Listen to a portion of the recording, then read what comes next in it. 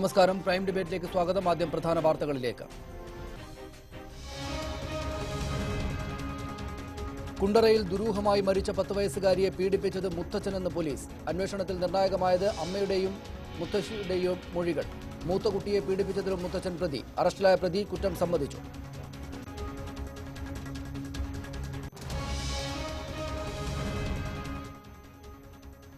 मैं आदित्यनाथ योगी ईश्वर की शपथ लेता हूं कि मैं विधि द्वारा स्थापित भारत के संविधान के प्रति सच्ची श्रद्धा और निष्ठा रखूंगा.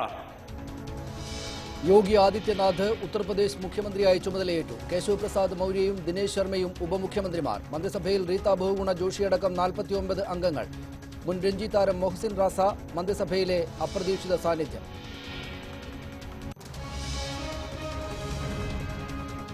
യോഗി ആദിത്യനാഥ് തികഞ്ഞ വർഗീയവാദിയെന്ന് പിണറായി വിജയൻ. ബിജെപിയുടേത് വിഭജനത്തിന്റെ രാഷ്ട്രീയം. തെലങ്കാനയിലെ പിണറായിയുടെ പരിപാടിക്കിടെ എബിവിപി പ്രവർത്തകരുടെ പ്രതിഷേധം.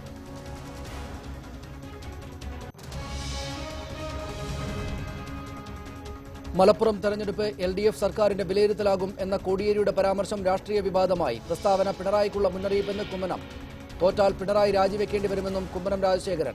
സംസ്ഥാന സർക്കാരിന്റെ വിലയിരുത്തലാകുമെന്ന് KPA മജീദ്. തോറ്റാൽ പിണറായി രാജിവെക്കുമോ എന്ന് TJ Chandrachoodan.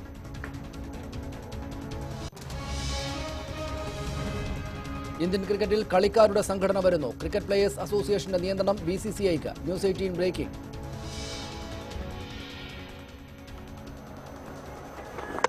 Oh, gone. Sun's not back. Jadeja has done it for India once more. Ranchi ടെസ്റ്റിൽ പിടിമുറുക്കി ഇന്ത്യ. 152 runs lead. രണ്ടാം ഇന്നിംഗ്സിൽ ഓസീസ് 2 വിക്കറ്റ് നഷ്ടം. പൂജാരയ്ക്ക് ഇരട്ട സെഞ്ചുറി. സാഹയ്ക്ക് സെഞ്ചുറി. 100ാം ടെസ്റ്റിൽ ബംഗ്ലാദേശിന് വിജയം.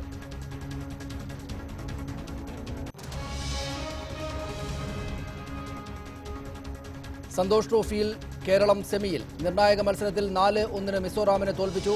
അസറുദ്ദീന് ഇരട്ട ഗോൾ. ഫൈനൽ റൗണ്ടിലെ 4ാം ഗോൾ അടിച്ച് ജോബി ജസ്റ്റിൻ.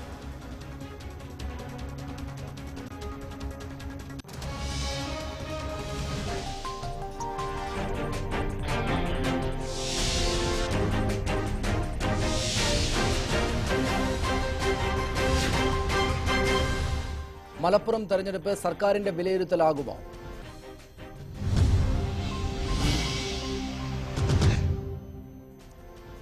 മലപ്പുറം ഉപതെരഞ്ഞെടുപ്പ് ഫലം LDF സർക്കാരിന്റെ വിലയിരുത്തലാകുമെന്ന കോടിയേരി ബാലകൃഷ്ണന്റെ പ്രസ്താവന പിണറായി വിജയനുള്ള മുന്നറിയിപ്പാണെന്ന് BJP സംസ്ഥാന അധ്യക്ഷൻ കുമ്മനം രാജശേഖരൻ.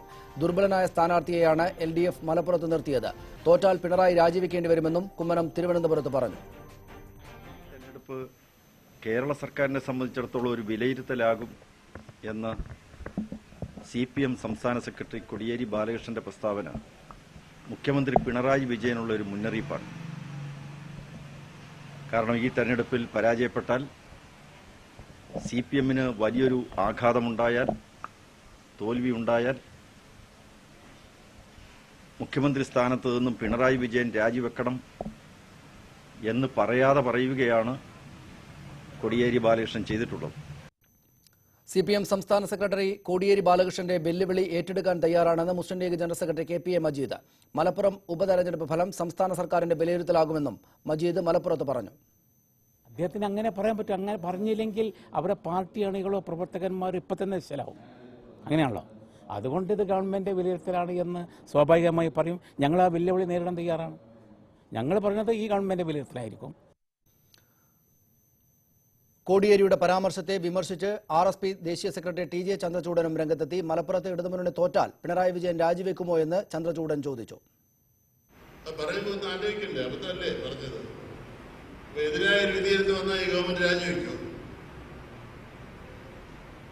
മലപ്പുറം ജില്ലയിലെങ്കിലും ഭരണം ഒഴിയോ? ഓരോരുത്തർ പറയുമ്പോൾ ആ പദവിക്ക് അനുസരണമായ വാചകങ്ങൾ അത് പാർട്ടിയെയും പ്രസ്ഥാനത്തെയും ഗവൺമെന്റിനെയും നാളെ എങ്ങനെ ബാധിക്കുമെന്നുള്ള വീണ്ടും വിചാരത്തോടുകൂടി പറയണം. മലപ്പുറത്ത് നടക്കാൻ പോകുന്ന മലപ്പുറത്തെ ഒരു വിധി എഴുത്താണ്. 1,90,000 വോട്ടിന് ലീഗ് ജയിച്ച ഒരു മണ്ഡലത്തിലാണ് ഇത് പറയുന്നത്. CPM നേതാവ് ശ്രീ ആനത്തലവട്ടം ആനന്ദൻ തിരുവനന്തപുരത്തു നിന്ന് നമ്മോടൊപ്പം ഈ ചർച്ചയിൽ പങ്കെടുക്കാനായി ചേരുന്നു. ശ്രീ JR പത്മകുമാർ തിരുവനന്തപുരം സ്റ്റുഡിയോയിലുണ്ട്. മുസ്ലിം ലീഗ് നേതാവ് ശ്രീ മായിൻ ഹാജി കോഴിക്കോട് നിന്നും, ശ്രീ ജേക്കബ് ജോർജ് മാധ്യമപ്രവർത്തകൻ എനിക്കൊപ്പം സ്റ്റുഡിയോയിൽ നിന്നും ഈ ചർച്ചയിൽ ചേരുന്നു. ആദ്യം ശ്രീ ആനത്തലവട്ടം ആനന്ദൻ, കോടിയേരിയുടേത് മലപ്പുറം തെരഞ്ഞെടുപ്പ് സർക്കാരിൻ്റെ വിലയിരുത്തലാകും എന്ന കോടിയേരിയുടെ പ്രസ്താവന അദ്ദേഹത്തിന് അബദ്ധം പറ്റിയതാണോ, അല്ലെങ്കിൽ നല്ല അത്ര വലിയ ആത്മവിശ്വാസം ഉള്ളതുകൊണ്ട് അത് പ്രകടിപ്പിച്ചതാണോ? മലപ്പുറത്തെ ഉപതെരഞ്ഞെടുപ്പ് ഈ സർക്കാരിൻ്റെ വിലയിരുത്തലാകും എന്ന് കോടിയേരി പറഞ്ഞിട്ടില്ല. ഈ മലപ്പുറം ഉപതെരഞ്ഞെടുപ്പിൽ സർക്കാർ ചെയ്ത കാര്യങ്ങളൊക്കെ, സർക്കാർ ഈ ഗവൺമെൻറ്റിൻ്റെ 8-10 മാസക്കാലത്തെ ഭരണ നേട്ടങ്ങളെക്കുറിച്ചൊക്കെ ഞങ്ങൾ വിശദീകരിക്കും. അതോടൊപ്പം ദേശീയ രാഷ്ട്രീയത്തിൽ ഉയർന്നു വരുന്ന ഏറ്റവും വലിയ BJP RS വെല്ലുവിളിയുടെ ക്യാമ്പയിൻ ഞങ്ങൾ നടത്തും. അതിൻ്റെ അടിസ്ഥാനത്തിൽ ഞങ്ങൾക്ക് UDF-നെ തോൽപ്പിക്കാൻ സാധിക്കും എന്ന വിശ്വാസമാണുള്ളത്. ഒരു ഗവൺമെൻറ്റിൻ്റെ വിലയിരുത്തലൊന്നും കോടിയേരി പറഞ്ഞിട്ടില്ല. പറയാത്ത കാര്യം പറഞ്ഞിട്ട് അതിൻ്റെ പേരിൽ ചർച്ച നടക്കുകയാണ്. ചില ആളുകൾ പറയുന്നു കോടിയേരി ഇങ്ങനെ സ്ഥാനത്തിന് പറ്റിയ പറച്ചിലല്ല പറഞ്ഞിരിക്കുന്നത്, അതൊക്കെ മോശമായിപ്പോയി. അതൊക്കെ അറിയാവുന്ന വിവേകമുള്ള ആൾ തന്നെയാണ് കോടിയേരി ബാലകൃഷ്ണൻ, പാർട്ടി സംസ്ഥാന സെക്രട്ടറി. അതുകൊണ്ട് ഈ ഗവൺമെൻറ്റിൻ്റെ വിലയിരുത്തലെന്ന് പറയാനുള്ള വിവരക്കേടൊന്നും കോടിയേരിക്കില്ല. അതുകൊണ്ട് അതിനെ പിടിച്ചു നടക്കുന്ന ചർച്ച അസ്ഥാനത്താണ്. ഇന്നുള്ള ദേശീയ രാഷ്ട്രീയം അതിനെ കണക്കിലെടുത്തുകൊണ്ടും കേരളത്തിൽ കഴിഞ്ഞ 10 മാസക്കാലമായി LDF ഗവൺമെൻറ് നടത്തി വരുന്ന ഭരണപരമായ നേട്ടങ്ങളെയും ജനങ്ങൾക്ക് വേണ്ടിയും കേരളത്തിന് വേണ്ടിയും ചെയ്യുന്ന സേവനങ്ങളെയും ഈ തെരഞ്ഞെടുപ്പിൽ ഞങ്ങൾ ജനങ്ങളുടെ സമക്ഷം സമർപ്പിക്കും എന്ന അർത്ഥത്തിലാണ് കോടിയേരി സംസാരിച്ചിട്ടുള്ളത്. ഇത് സംസ്ഥാന സർക്കാരിന്റെ വിലയിരുത്തലാകും തെരഞ്ഞെടുപ്പ് വിധി എന്ന് പറയാൻ മാത്രമുള്ള ആത്മവിശ്വാസം എന്തായാലും ഇല്ല. അതൊരു തെറ്റായ കാര്യമല്ല. ശ്രീ ചന്ദ്രചൂഡൻ പറഞ്ഞതുപോലെ 1,90,000 വോട്ടുകളുടെ ഭൂരിപക്ഷം നേടിയ ആളെ തോൽപ്പിക്കുക എന്നത് അത്രക്കങ്ങോട്ട് സംഭവ്യമല്ലാത്തത് കൊണ്ട് അത്ര ആത്മവിശ്വാസത്തോടു കൂടി പറയുക എന്നത് ശരിയായ കാര്യമല്ല എന്നുകൂടിയല്ലേ താങ്കൾ പറയുന്നത്? ഈ 1,90,000 93,000 കണക്ക് പറയണ്ട. തെരഞ്ഞെടുപ്പിൽ നല്ല മത്സരം നടന്നാൽ ചിലപ്പോൾ കുഞ്ഞാലിക്കുട്ടിയെ തോൽപ്പിക്കാം. അങ്ങനെ ഒരു ആത്മവിശ്വാസം ഞങ്ങൾക്കുണ്ട്. എന്തെന്ന് വെച്ചാൽ ആകെ കഴിഞ്ഞ 2016 തെരഞ്ഞെടുപ്പിൽ അവർക്ക് കിട്ടിയിട്ടുള്ളത് 1,18,696. ആ 1,18,696 പകുതി വോട്ട് മാറിയാൽ 60,000 വോട്ട് മാറിയാൽ കുഞ്ഞാലിക്കുട്ടി തോറ്റു പോകും. 60,000 വോട്ട് എന്ന് പറഞ്ഞാൽ അവിടെ 60 പഞ്ചായത്തുകളുണ്ട്, 1275 ബൂത്തുണ്ട്. ഒരു ബൂത്തിൽ 41 വോട്ട് മാറിയാൽ തോക്കുമല്ലോ. അതുവരെ അത്ഭുതം സംഭവിക്കാനല്ലോ.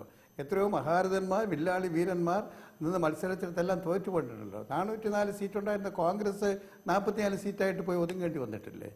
അതുകൊണ്ട് ഇതൊരു അത്ഭുതകരമായ കാര്യമല്ല. ശ്രീ കാമരാജനെ പോലുള്ള ഒരു വലിയ ദേശീയ നേതാവിനെ, ശ്രീനിവാസനെ പോലുള്ള ഒരു വിദ്യാർത്ഥിയെ തോൽപ്പിക്കാനിടയായില്ലേ? പിന്നീട് പ്രധാനമന്ത്രിയായിരുന്ന ശ്രീമതി ഗാന്ധിയെ തോൽപ്പിച്ചില്ലേ രാജ്യത്ത്? അതുകൊണ്ട് ഇതൊരു അസംഭാവ്യമായ കാര്യമൊന്നുമല്ല. ഇന്ന് മലപ്പുറം ജില്ലയിൽ തന്നെ മുസ്ലിം ജനവിഭാഗങ്ങൾക്കിടയിൽ ഈ കോൺഗ്രസ് BJP ധാരണയുണ്ടാക്കി പോകുന്നതിനോട് കൂട്ടുനിൽക്കുന്ന, ആ മുന്നണിയിൽ കൂട്ടുനിൽക്കുന്ന ലീഗിന്റെ നിലപാടിനോട് അതിശക്തിയായ പ്രതിഷേധമുണ്ട്. തീർച്ചയായും ഞാൻ തിരിച്ചു വരാം ശ്രീ ആനത്തലവട്ടം ആനന്ദൻ താങ്കളിലേക്ക്. ചർച്ചയുടെ അടുത്ത ഘട്ടത്തിൽ ചർച്ചയിൽ മറ്റുള്ളവരിലേക്ക് പോയതിനു ശേഷം ഞാൻ താങ്കളിലേക്ക് തിരിച്ചു വരാം. അതിനു മുമ്പ് ഇന്നിപ്പോൾ TJ ചന്ദ്രചൂഡനും കുമ്മനം രാജശേഖരനും അടക്കമുള്ളവർ വിമർശിക്കാനിടയായ കോടിയേരി ബാലകൃഷ്ണന്റെ ആ പ്രസ്താവന ഒന്നുകൂടെ കാണാം. 10 മാസക്കാലത്ത് കേരളത്തിലെ ഇടതുപക്ഷ ഭരണം, അതിനെക്കുറിച്ചുള്ള ജനങ്ങളുടെ വിലയിരുത്തൽ കൂടിയായിരിക്കും ഈ ലോക്സഭാ തെരഞ്ഞെടുപ്പ്. 10 മാസക്കാലത്തെ ഇടത് സർക്കാരിന്റെ ഭരണത്തെക്കുറിച്ചുള്ള വിലയിരുത്തൽ കൂടെ ആയിരിക്കും ഈ തെരഞ്ഞെടുപ്പ് എന്ന് അദ്ദേഹം വ്യക്തമായി പറയുന്നുണ്ടല്ലോ ശ്രീ ആനത്തലവട്ടം ആനന്ദൻ. അതൊരു ആത്മവിശ്വാസ പ്രകടനമാണോ? അത്രക്ക് ആത്മവിശ്വാസ പ്രകടനം വേണ്ടിയിരുന്നില്ല എന്നൊരു തോന്നൽ താങ്കൾക്കുണ്ടോ? അതെ, ഇല്ല, അത് വളരെ കറക്റ്റല്ലേ. ഇപ്പം നിങ്ങൾ അതിവിടെ കാണിച്ചത് നന്നായി.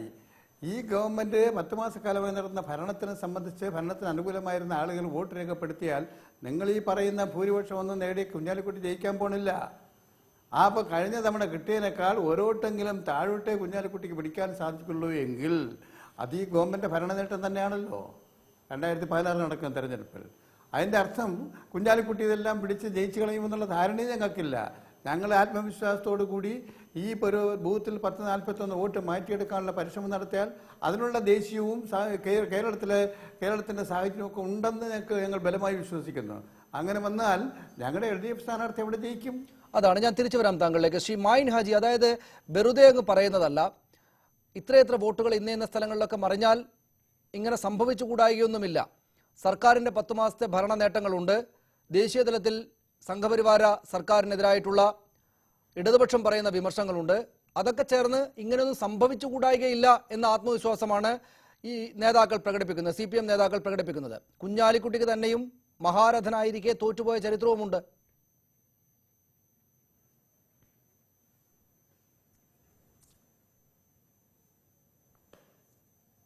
ബഹുമാനപ്പെട്ട ആനത്തലവട്ട ആനന്ദൻ സാറ് കേരളത്തിലെ പരിണിത പ്രജ്ഞനായ സീനിയർ രാഷ്ട്രീയ നേതാക്കന്മാരിൽ ഒരാളായ ശ്രീ കോടിയേരി ബാലകൃഷ്ണൻ ഒരു വിവരക്കേട് പറഞ്ഞു എന്നാണ് ഇവിടെ പറഞ്ഞത്.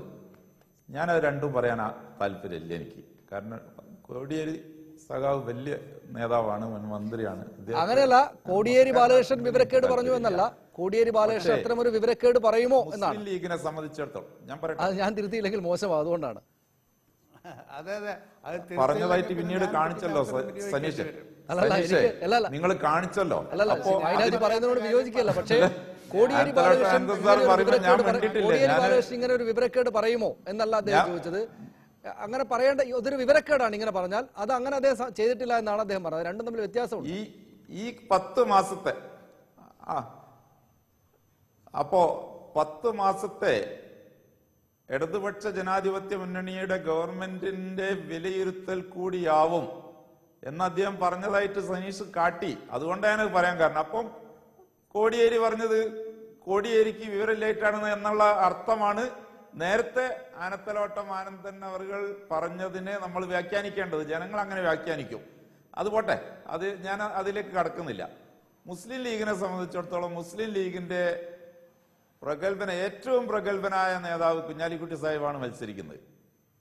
കഴിഞ്ഞ തവണ അഹമ്മദ് സാഹിബിന് കിട്ടിയതിനേക്കാൾ ഭൂരിപക്ഷത്തിൽ കുഞ്ഞാലിക്കുട്ടി സാഹിബ് വിജയിക്കും എന്നാണ് ഞങ്ങളെ പ്രതീക്ഷ. കാരണം ഞങ്ങളും മലപ്പുറം ജില്ലയിലെ ജനങ്ങളുമായി മുസ്ലിം ലീഗിന് ഒരു പൊക്കിൾ കുഴി ബന്ധമുണ്ട്.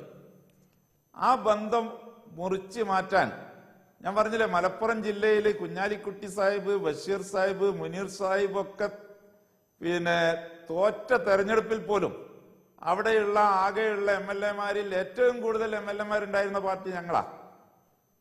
മലപ്പുറം നിയോജകമണ്ഡലത്തിൽപ്പെട്ട ഒരു നിയോജകമണ്ഡലവും തോറ്റിട്ടുമില്ല അന്നത്തെ.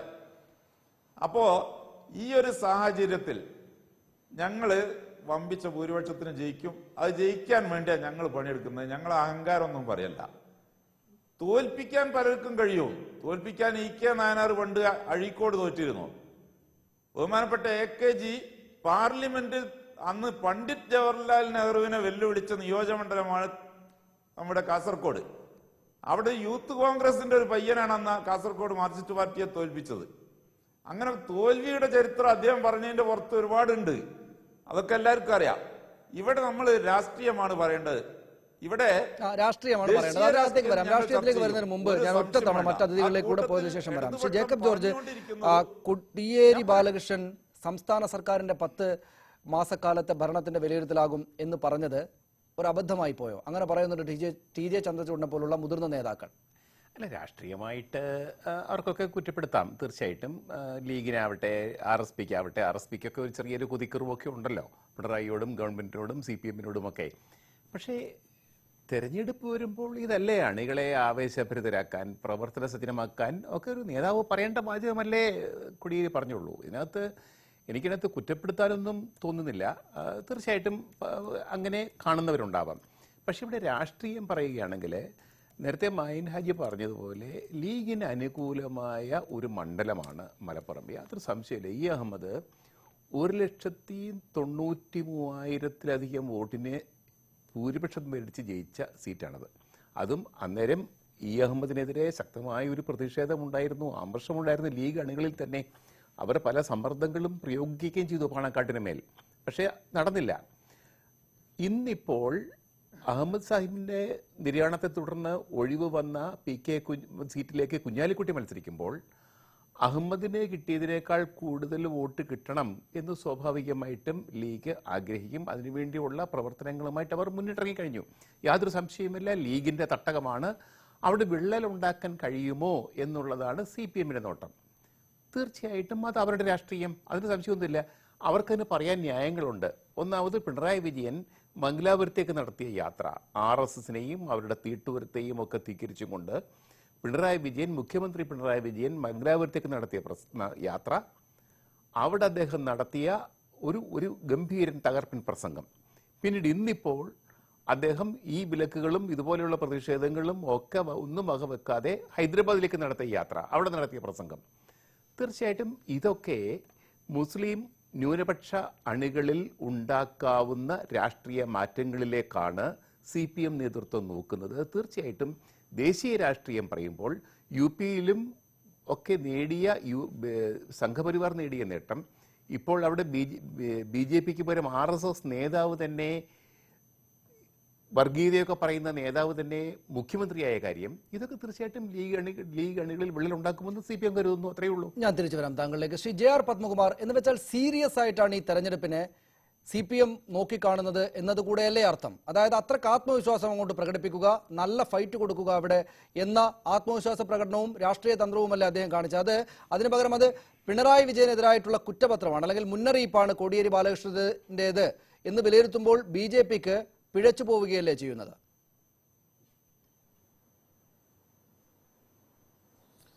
അല്ലല്ല, BJP-ക്ക് പിഴച്ചു പോകുന്നതല്ല. ഇത് വളരെ വ്യക്തമല്ലേ. ആനത്തലവട്ടം സഖാവ് എത്രമാത്രം ന്യായീകരിക്കാൻ ശ്രമിച്ചാലും പിണറായി വിജയന് കൊടുത്ത ഏറ്റവും വലിയ ഒരു അടിയല്ലേ, പുറകിൽ നിന്ന് കൊടുത്തൊരു അടിയാണല്ലോ അദ്ദേഹത്തിന്റെ പ്രസ്താവന. അദ്ദേഹം പറഞ്ഞത് കഴിഞ്ഞ 10 മാസത്തെ ഈ ഗവൺമെന്റിന്റെ ഭരണം വിലയിരുത്തി ജനങ്ങൾ വോട്ട് ചെയ്യുന്നു. അങ്ങനെ ഈ ഭരണത്തെ വിലയിരുത്തിയാൽ ഒരാളിന് അരിവാൾ ചുറ്റികയിൽ കുത്താൻ മനസ്സ് വരുമോ? എന്താ നിങ്ങൾ പറയാത്തത്? നിത്യോപയോഗ സാധനങ്ങളുടെ വില, റേഷൻ കിട്ടുന്നില്ല, ഇവിടെ നടി മുതൽ നാടോടി വരെ ബലാത്സംഗം ചെയ്യപ്പെടുന്നു, അവർക്ക് ജീവിക്കാൻ നിവൃത്തിയില്ല, കൊച്ചു കുട്ടികൾ ബലാത്സംഗം ചെയ്യപ്പെടുന്നു. ഇവര് ഇരകളുടെ കാര്യങ്ങൾ പറയുകയും വേട്ടക്കാരനോടൊപ്പം ഓടുകയും ചെയ്യല്ലേ ഈ ഇപ്പൊ നടന്നിട്ടുള്ള ബാലപീഡനങ്ങളും അതുമായി ബന്ധപ്പെട്ട് വന്നിട്ടുള്ള കേസുകളും ഒക്കെ പ്രതികളെല്ലാം നിഷ്പ്രയാസം കോടതിയിൽ നിന്ന് ഊരിക്കൊണ്ടു പോകുകയല്ലേ. അപ്പൊ ഇങ്ങനെ നോക്കുമ്പോൾ അഴിമതിയിൽ മുങ്ങിക്കുളിച്ച് ഇവിടുത്തെ ക്രമസമാധാനം തകർത്ത് ജനങ്ങളുടെ നിത്യജീവിതം തകർത്ത ഈ ഗവൺമെന്റിന് ആരെങ്കിലും വോട്ട് ചെയ്യുമോ? അരിവാൾ ചുറ്റിക നക്ഷത്രം ആരെങ്കിലും കുത്തുവോ? ഇല്ലല്ലോ. അപ്പൊ ഈ ഗവൺമെന്റിന്റെ വിലയിരുത്തൽ എന്ന് പറഞ്ഞാൽ ഇനി ആരെങ്കിലും ഇതിന് വോട്ട് ചെയ്യാൻ അവസരമുണ്ട് ചിന്തിക്കുന്നുവെങ്കിൽ അവരെ കൂടി അതിൽ നിന്ന് പിന്തിരിപ്പിക്കുന്നതിന് വേണ്ടിയിട്ടുള്ളൊരു ശ്രമമല്ലേ. മാത്രമല്ല CPM മുസ്ലിം ലീഗുമായിട്ടുള്ള ധാരണ ഉണ്ടാക്കിയിട്ടുണ്ട്. കുഞ്ഞാലിക്കുട്ടിയെ ജയിപ്പിച്ചു കൊടുക്കുക എന്നുള്ളത് CPM-ന്റെ കൂടെ ഒരു ഏറ്റവും സംസ്ഥാനത്തെ പ്രധാനപ്പെട്ട ഒരു ഉത്തരവാദിത്തമാണ്. അതാണ് കോടിയേരി ബാലകൃഷ്ണൻ ഇന്ന് നിർവഹിച്ചിട്ടുള്ളത്. മുസ്ലിം ലീഗിനെ ജയിപ്പിക്കണം. കഴിഞ്ഞ 10 മാസക്കാലമായി നിങ്ങളത് ആലോചിക്കുക, ഈ മുസ്ലിം ലീഗിനെതിരായി അല്ലെങ്കിൽ അവരുടെ നേതാക്കന്മാർക്കെതിരായി എന്തെങ്കിലും ഒരു പ്രചരണമോ പ്രവർത്തനമോ ഈ മാർക്സിസ്റ്റ് പാർട്ടിയുടെ ഭാഗത്തുണ്ടായിട്ടുള്ളൂ? താഴെത്തട്ടിൽ ഈ മലപ്പുറത്ത് ചില പ്രവർത്തകര് ലീഗുകാരെ ആക്രമിക്കുന്നു അല്ലാതെ ഈ പാർട്ടി എന്നുള്ള നിലയിൽ കേരളത്തിൽ ഈ മുസ്ലിം ലീഗിനെതിരായിട്ട് എന്തെങ്കിലും ഒരു ചെറു വിരലനക്കാൻ CPM തയ്യാറായിട്ടുണ്ടോ? പക്ഷെ ആ രണ്ട് വാദങ്ങൾ തമ്മിൽ ഒരു പരസ്പരം റദ്ദാക്കുന്ന സ്വഭാവം വരികയില്ലേ ശ്രീ JR പത്മകുമാർ? അതായത് അവർ ഒട്ടും ആവേശമില്ലാതെയാണ് PK കുഞ്ഞാലിക്കുട്ടിയെ വിജയിപ്പിക്കാൻ വേണ്ടിയിട്ടാണ് CPM സ്ഥാനാർത്ഥിയെ നിർത്തിയിരിക്കുന്നത്, CPM ഇങ്ങനെ ദുർബലമായി കൊടുത്തിരിക്കുന്നത് എന്ന ആക്ഷേപം ഉന്നയിക്കുമ്പോൾ, അങ്ങനെയാണെങ്കിൽ പിന്നെ ഈ സർക്കാരിന്റെ വിലയിരുത്തലാകുമെന്ന് പറയാതിരിക്കുകയല്ലേ കോടിയേരി ബാലകൃഷ്ണൻ ചെയ്യേണ്ടത്? ഈ സർക്കാരിന്റെ വിലയിരുത്തലാകും എന്ന് അദ്ദേഹത്തിന്റെ പ്രവർത്തകരോടും പാർട്ടി അണികളോടും പറയുമ്പോൾ പരമാവധി നിങ്ങൾ വന്ന് വോട്ട് ചെയ്യണം എന്ന സന്ദേശമല്ലേ അദ്ദേഹം നൽകുക? അങ്ങനെ നൽകുകയാണെങ്കിൽ അതിനർത്ഥം ഞങ്ങൾ ഈ തെരഞ്ഞെടുപ്പിനെ വളരെ സീരിയസ് ആയിട്ടാണ് കാണുന്നത്, ഗൗരവതരമായിട്ടാണ് കാണുന്നത്, ഈ കുഞ്ഞാലിക്കുട്ടിയെ തോൽപ്പിക്കണം എന്ന സന്ദേശമല്ലേ അദ്ദേഹം നൽകിയിട്ടുണ്ടാവുക? അല്ലെങ്കിൽ എന്തിനാണ് നാളെ ഇപ്പോൾ ഭാവിയിൽ തോറ്റതിന് ശേഷം വന്ന് ഇതേ വാക്ക് മാധ്യമപ്രവർത്തകർ ചോദിക്കുകയില്ലേ അദ്ദേഹത്തോട്, രാഷ്ട്രീയ നേതാക്കൾ ചോദിക്കുകയില്ലേ അദ്ദേഹത്തോട്? അല്ല, ഈ ഗവൺമെന്റിന്റെ വിലയിരുത്തലാണ് എന്ന് പറയുമ്പോൾ വിലയിരുത്തിയാൽ ആർക്കും ഈ ഗവൺമെന്റ് വോട്ട് ചെയ്യാൻ കഴിയില്ലല്ലോ. അപ്പൊ കുഞ്ഞാലിക്കുട്ടിക്ക് വോട്ട് ചെയ്യണമെന്നുള്ളത് ഓപ്പൺ ആയിട്ടുള്ള ഒരു സന്ദേശമാണ്. കാരണം ഈ മാർക്സിസ്റ്റ് പാർട്ടിക്കറിയാം ഇതിൽ 2 പേര് ജയിച്ചു പോയാലും ഡൽഹിയിൽ ചെന്നാൽ ഒന്നാണ്. അപ്പൊ പിന്നെ ഇത്രയും പാടുപെട്ട ഈ സൈനൊന്നും എടുക്കേണ്ട കാര്യമില്ല, മുസ്ലിം ലീഗിന്റെ സ്ഥാനാർത്ഥി ജയിക്കട്ടെ എന്നുള്ള ഒരു വ്യംഗ്യമായ ഒരു അർത്ഥമാണ് അദ്ദേഹത്തിന്റെ ഭാഗത്ത് ഉണ്ടായിട്ടുള്ളത്. തീർച്ചയായിട്ടും മുസ്ലിം ലീഗും LDF-ഉം കേരളത്തിൽ ധാരണയിലാണ് എന്നുള്ള കാര്യത്തിൽ യാതൊരു സംശയമില്ല. അത് ഉറപ്പിക്കുന്നതിന് വേണ്ടിയിട്ടുള്ള ശ്രമമാണ് ഇത് നടത്തിയിട്ടുള്ളത്. മാത്രമല്ല ഈ തെരഞ്ഞെടുപ്പിൽ ഈ ഗവൺമെന്റ് പരാജയപ്പെടുമ്പോ ഈ സ്ഥാനാർത്ഥി LDFന്റെ സ്ഥാനാർത്ഥി പരാജയപ്പെടുമ്പോൾ തീർച്ചയായിട്ടും ഈ ഗവൺമെന്റിന്റെ വിലയിരുത്തൽ ജനങ്ങൾക്കെതിരായിട്ടുള്ള ഒരു പ്രവർത്തനമാണ് ഈ ഗവൺമെന്റ് നടത്തുന്നത് എന്നുള്ളത് ഭാവിയിൽ ഉണ്ടാക്കാൻ പോകുന്ന ഒരു മാറ്റത്തിന് വേണ്ടിയിട്ടുള്ള ഒരു വിരൽ ചൂണ്ടൽ കൂടി ആണ്. അതാണ് ഞാൻ തിരിച്ചു വരാൻ താങ്കളിലേക്ക്. ശ്രീ ആനത്തലവട്ടം ആനന്ദൻ, ഒന്ന്, ഈ സർക്കാരിന് നാട്ടുകാരോട് പറയാൻ മാത്രമുള്ള നേട്ടമൊന്നുമില്ല. സർക്കാരിനെ വിലയിരുത്തൂ എന്ന് പറഞ്ഞാൽ നാട്ടുകാർ ഉടൻ തന്നെ സർക്കാരിനെതിരായിട്ട് വോട്ട് ചെയ്യുകയാണ് ചെയ്യുക. ഒന്ന്. രണ്ടാമത്തെ കാര്യം, പരസ്പരം, അതായത് PK കുഞ്ഞാലിക്കുട്ടി എന്തായാലും ജയിക്കും. അഹമ്മദ് 1,94,739 വോട്ടുകളുടെ ഭൂരിപക്ഷം അദ്ദേഹത്തിനുണ്ട്. ഭൂരിപക്ഷം 1,94,739 വോട്ടുകളുടെ ഭൂരിപക്ഷം. ആ ഭൂരിപക്ഷം അഹമ്മദിന്റെ മരണശേഷം നടക്കുന്ന അദ്ദേഹത്തോടുള്ള വൈകാരികമായ അടുപ്പമുള്ള മണ്ഡലത്തിൽ കൂടിയാണ് തെരഞ്ഞെടുപ്പിന് PK കുഞ്ഞാലിക്കുട്ടി എന്ന പ്രധാനപ്പെട്ട നേതാവ് നിൽക്കുന്നത്. എന്തായാലും ജയിക്കും എന്നാണ് അവർ വിചാരിക്കുന്നത്. എന്തായാലും ജയിക്കുന്നൊരിടത്ത് സർക്കാരിനെതിരെ ഒരു കുത്തുകൂടെ കൊടുത്തിട്ട് അവരുടെ വിജയം എളുപ്പത്തിലാക്കി കൊടുക്കുക എന്നത് തന്നെയല്ലേ കോടിയേരി ബാലകൃഷ്ണൻ ചെയ്തത്? നിങ്ങൾ അത്ര പ്രധാനപ്പെട്ടതല്ലാത്ത ഒരു സ്ഥാനാർത്ഥിയെ നിർത്തിയെന്ന ആക്ഷേപം കൂടെയുണ്ട് മറ്റുള്ള ആളുകൾക്ക്. പ്രധാനപ്പെട്ട ആളുകളല്ല എന്നത് അവരുടെ ആരോപണം മാത്രമാണ്. പക്ഷേ പ്രധാനപ്പെട്ടതല്ലാത്ത ഒരു ചെറുപ്പക്കാരനെ നിർത്തിയത് കൂടെ ഇതിന്റെ ഭാഗമായിട്ടാണ് എന്നൊരു ആക്ഷേപം കൂടെയുണ്ട്. ഇതെല്ലാം ഒരു ആത്മസംതൃപ്തിക്ക് അവർക്ക് ഇങ്ങനെ അവകാശപ്പെടാമെന്നല്ലാതെ തെരഞ്ഞെടുപ്പ് വരുമ്പോൾ ഏപ്രിൽ മാസം 14 തെരഞ്ഞെടുപ്പ് വരുമല്ലോ, അതിനു മുമ്പ് നടക്കുന്ന പ്രചാരവേലകളും ജനങ്ങളുടെ ഒഴുക്കും, ആ മുസ്ലിം കോട്ടയിൽ തന്നെ മുസ്ലിങ്ങൾ മുസ്ലിം ലീഗിനെതിരായി വോട്ട് ചെയ്യുന്ന സാഹചര്യം വരും. ഇവിടെ എൻ്റെ സ്നേഹിതൻ പത്മകുമാർ ഇവിടെ ബലാത്സംഗം ചെയ്യുന്നു, പെൺകുട്ടികളെ മാനഭംഗപ്പെടുത്തുന്നു എന്നൊക്കെ പറഞ്ഞ് ഇന്ത്യ രാജ്യത്ത് BJP ഭരിക്കുന്ന ഒരു സംസ്ഥാനത്തിൽ ഇതൊന്നും ഇല്ല എന്നുള്ള മട്ടിൽ ഞാൻ ചോദിക്കട്ടെ, ഇവിടെ ബലാത്സംഗം, ഇപ്പോൾ കുണ്ടറയിലെ ബലാത്സംഗം നിങ്ങളെടുത്ത് പറഞ്ഞു, ആരാണ്? വലിയച്ഛനാണ്, അന്യനാട്ടുകാരുമല്ല, വലിയച്ഛനാണ്, ബന്ധുക്കൾ തന്നെ, അച്ഛൻ, ചിറ്റപ്പൻ, അമ്മയുടെ സഹോദരൻ, ഇതൊക്കെ ഇവിടെ നടക്കുന്ന ഒരു സംസ്കാരം വളർന്നു വരുന്നു. ആ വളർന്നു വരുന്ന സംസ്കാരത്തിൽ അതിൻ്റെ പ്രതികളെ കണ്ടെത്തി അവരെല്ലാം തത്സമയം ശിക്ഷിക്കാനും നടപടി സ്വീകരിക്കാനും പ്രാപ്തിയുള്ളൊരു ഗവൺമെൻറ്റാണ് പിണറായി വിജയൻ്റെ ഗവൺമെൻറ് എന്ന് തെളിയിക്കുകയാണ് ചെയ്തിട്ടുള്ളത്. അല്ലാതെ കുറ്റവാളികളോടൊപ്പം ചേരുകയല്ല. അക്കാര്യം ശ്രീ പത്മകുമാർ മനസ്സിലാക്കണം. ഡൽഹിയിൽ എന്താ നടന്നത്? ഒരു അച്ഛൻ്റെ മുമ്പിൽ നിന്ന് അച്ഛനെയും 2 പെൺകുട്ടികളെയും 15 വയസ്സും അതിന് താഴെയുള്ള പെൺകുട്ടികളെയും കാറിൽ പിടിച്ചു കയറ്റി 5-6 സാമൂഹ്യ വിരുദ്ധന്മാർ അതിനോടൊപ്പം കയറി 25 കിലോമീറ്റർ കൊണ്ട് നടന്ന് അച്ഛൻ്റെ മുമ്പിലിട്ട് ആ പെൺകുട്ടികളെ മാനഭംഗപ്പെടുത്തി. അതല്ലേ നിങ്ങളുടെ ഇന്ത്യ മഹാരാജ്യത്ത് യെസ്, ഞാൻ അതിലേക്ക് തിരിച്ചു വരുന്നു. ഞാനിവിടെ മൊയ്ൻ ഹാജി പറയുകയുണ്ടായി, ഞങ്ങൾ ഉറപ്പായ സ്ഥാനാർത്ഥിയെ തന്നെയാണ്, ജയിക്കാനുള്ള സ്ഥാനാർത്ഥിയെ തന്നെയാണ് അവിടെ നിർത്തിയിരിക്കുന്നത്. വലിയ അവകാശവാദമൊന്നും പറയണ്ട. മുസ്ലിം ലീഗിന്റെ കോട്ടയിലാണ് താനൂരിൽ ഇപ്പോൾ ആരാ ജയിച്ചത്? മുസ്ലിം ലീഗിനെ പരാജയപ്പെടുത്തിക്കൊണ്ട് ഇടതുപക്ഷമുള്ള സ്ഥാനാർത്ഥി അവിടെ ജയിച്ചില്ലേ? ആ താനൂരിന് അപ്പുറം ഒരു മുസ്ലിം കോട്ടയുണ്ടോ? പൊന്നാനിയിൽ ആരാ ജയിച്ചത്? ശ്രീരാമകൃഷ്ണനല്ലേ ജയിച്ചിട്ടുള്ളത്. അപ്പോൾ അവിടെ അങ്ങനെ കോട്ടയിൽ വിള്ളലുണ്ടാവില്ല, ജനങ്ങൾ മാറി ചിന്തിക്കില്ല, തെറ്റിദ്ധാരണയൊന്നും വേണ്ട. ഇവിടെ BJPയോടൊപ്പം നിൽക്കുന്ന കോൺഗ്രസ്, ആ കോൺഗ്രസും BJPയും തമ്മിലുള്ള കൂട്ടുകെട്ടിൽ ലീഗും കൂടി ചേരുന്നതാണ് പലയിടത്തും നമ്മൾ കണ്ടിട്ടുള്ളത്. അതിനെതിരായി സാധാരണ മുസൽമാന്റെ ഇടയിൽ ശക്തിയായ വികാരവും പ്രതിഷേധവുമുണ്ട്. ഇപ്പോൾ തന്നെ UPയിലെ തെരഞ്ഞെടുപ്പിന് ശേഷം വന്ന ഫലത്തിൽ ആരെയാ അവിടുത്തെ മുഖ്യമന്ത്രിയാക്കിയിരിക്കുന്നത്? തനി വർഗീയവാദികളെ, മതന്യൂനപക്ഷങ്ങൾക്കെതിരായി വെല്ലുവിളി നടത്തുന്ന ഒരു യോഗിയെ, അദ്ദേഹത്തിനെയാണ് ഇവിടെ മുഖ്യമന്ത്രി ആയിരിക്കുന്നത്. ഇതെല്ലാം കാണാതിരിക്കല. അദ്ദേഹം പരസ്യമായി പറഞ്ഞിട്ടുണ്ട്, ബാബർ മസ്ജിദ് നിന്നിടത്ത് രാമക്ഷേത്രം പണിയുമെന്ന്. ഇന്ത്യയിലെ മുസ്ലിങ്ങൾ ഇത് കാണുന്നില്ലേ? മലപ്പുറത്തെ മുസ്ലിങ്ങൾ ഇതിൽ കാണുന്നില്ലെന്നാണോ ലീഗിന്റെ നിലപാടെന്താണ്? ഇവിടെയൊക്കെ CPM എടുക്കുന്ന പോലെ ഒരു നിലപാടെടുക്കുന്ന ഈ RSSനും വർഗീയവാദികൾക്കും BJPക്കും എതിരായി നിലപാടെടുക്കുന്ന മറ്റൊരു പാർട്ടിയുടെ പേര് നിങ്ങൾക്ക് പറയാൻ സാധിക്കുമോ? ഇത് സാധാരണ മുസൽമാൻ കാണുകയല്ലേ? ആ കണ്ടുകൊണ്ട് അതിനെതിരായി പ്രതിഷേധിക്കും. മറ്റൊന്ന്, കേരളത്തിലെ ഗവൺമെന്റ് 10 മാസം വന്നിട്ട് എന്ത് പറഞ്ഞിട്ട് വോട്ട് ചെയ്യും? അരിയുടെ വില കൂടി, സാധനത്തിന്റെ വില കൂടിയെന്നാണ്. ആരാണ് അതിന് ഉത്തരവാദി? ഇവിടെ ഒരു സ്റ്റാറ്റ്യൂട്ടറി റേഷനിങ് ഉണ്ടായിരുന്നു 1966 മുതൽ. ആ സ്റ്റാറ്റ്യൂട്ടറി റേഷൻ ഇല്ലാതാക്കിയത് വാജ്പേയി ഗവൺമെന്റ്, BJP ഗവൺമെന്റ് വന്നില്ലേ ഇല്ലാതാക്കിയത്? വന്നിട്ട് നിങ്ങൾ APL BPL സിസ്റ്റം കൊണ്ടുവന്ന് ജനങ്ങളെ 2ആയി തരംതിരിച്ച് കുറെ പേർക്ക് സൗജന്യം, കുറെ പേർക്ക് സൗജന്യം ഇല്ലാതാക്കിയത് പത്മകുമാറിന്റെ പാർട്ടി ഇന്ത്യ രാജ്യം ഭരിച്ച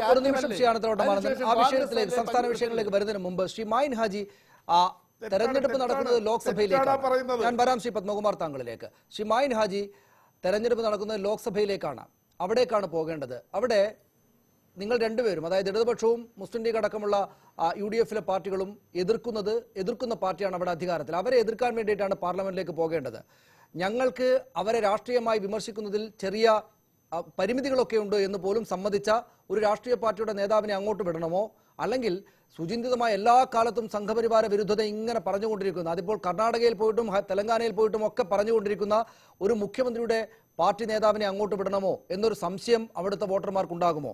വസ്തുത വളരെ കൃത്യമാണ്. നിങ്ങൾക്ക് 55% വോട്ട് അവിടെയുണ്ട്, 29% വോട്ട് മാത്രമേ ഇടതുപക്ഷത്തിലുള്ളൂ. പക്ഷേ അപ്പോൾ തന്നെയും സവിശേഷമായുള്ള രാഷ്ട്രീയ സാഹചര്യം, അങ്ങോട്ട് പോകേണ്ടത് ആരായിരിക്കണം, അവിടെ എതിർത്ത് കൈയുയർത്തേണ്ടുന്ന ആളായിരിക്കേണ്ടതില്ലേ എന്ന തോന്നലൊക്കെ ഇവർ ഈ പറയുന്ന കാര്യങ്ങളെല്ലാം ചേർത്തുകൊണ്ട് നിങ്ങളുടെ വോട്ടർമാരടക്കം മറിച്ച് ചിന്തിക്കാനുള്ള സാധ്യതയില്ല എന്നത് പൂർണ്ണമായിട്ട് ഈ നിമിഷത്തിൽ തള്ളിക്കളയുക എന്നത് രാഷ്ട്രീയപരമായിട്ട് അബദ്ധമാവുകയില്ലേ?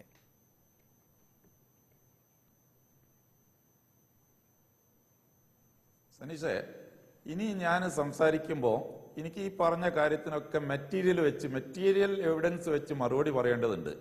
ഞാൻ മുസ്ലിം ലീഗിന്റെ പ്രതിനിധിയായിട്ട് വന്നിരിക്കുന്ന, ഞാൻ അതിലേക്ക് അങ്ങ് കടക്കുമ്പോൾ അത് നമുക്ക് പിന്നെ പറയാം എന്ന് പറഞ്ഞു പോയാൽ ഞാൻ പിന്നെ വരാമെന്നും പറഞ്ഞ് ഞാൻ പോകും.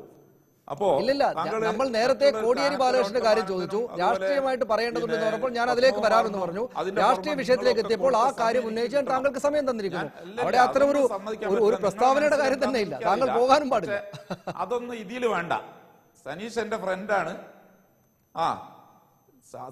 സനീഷ് എന്റെ ഫ്രണ്ടാണ്.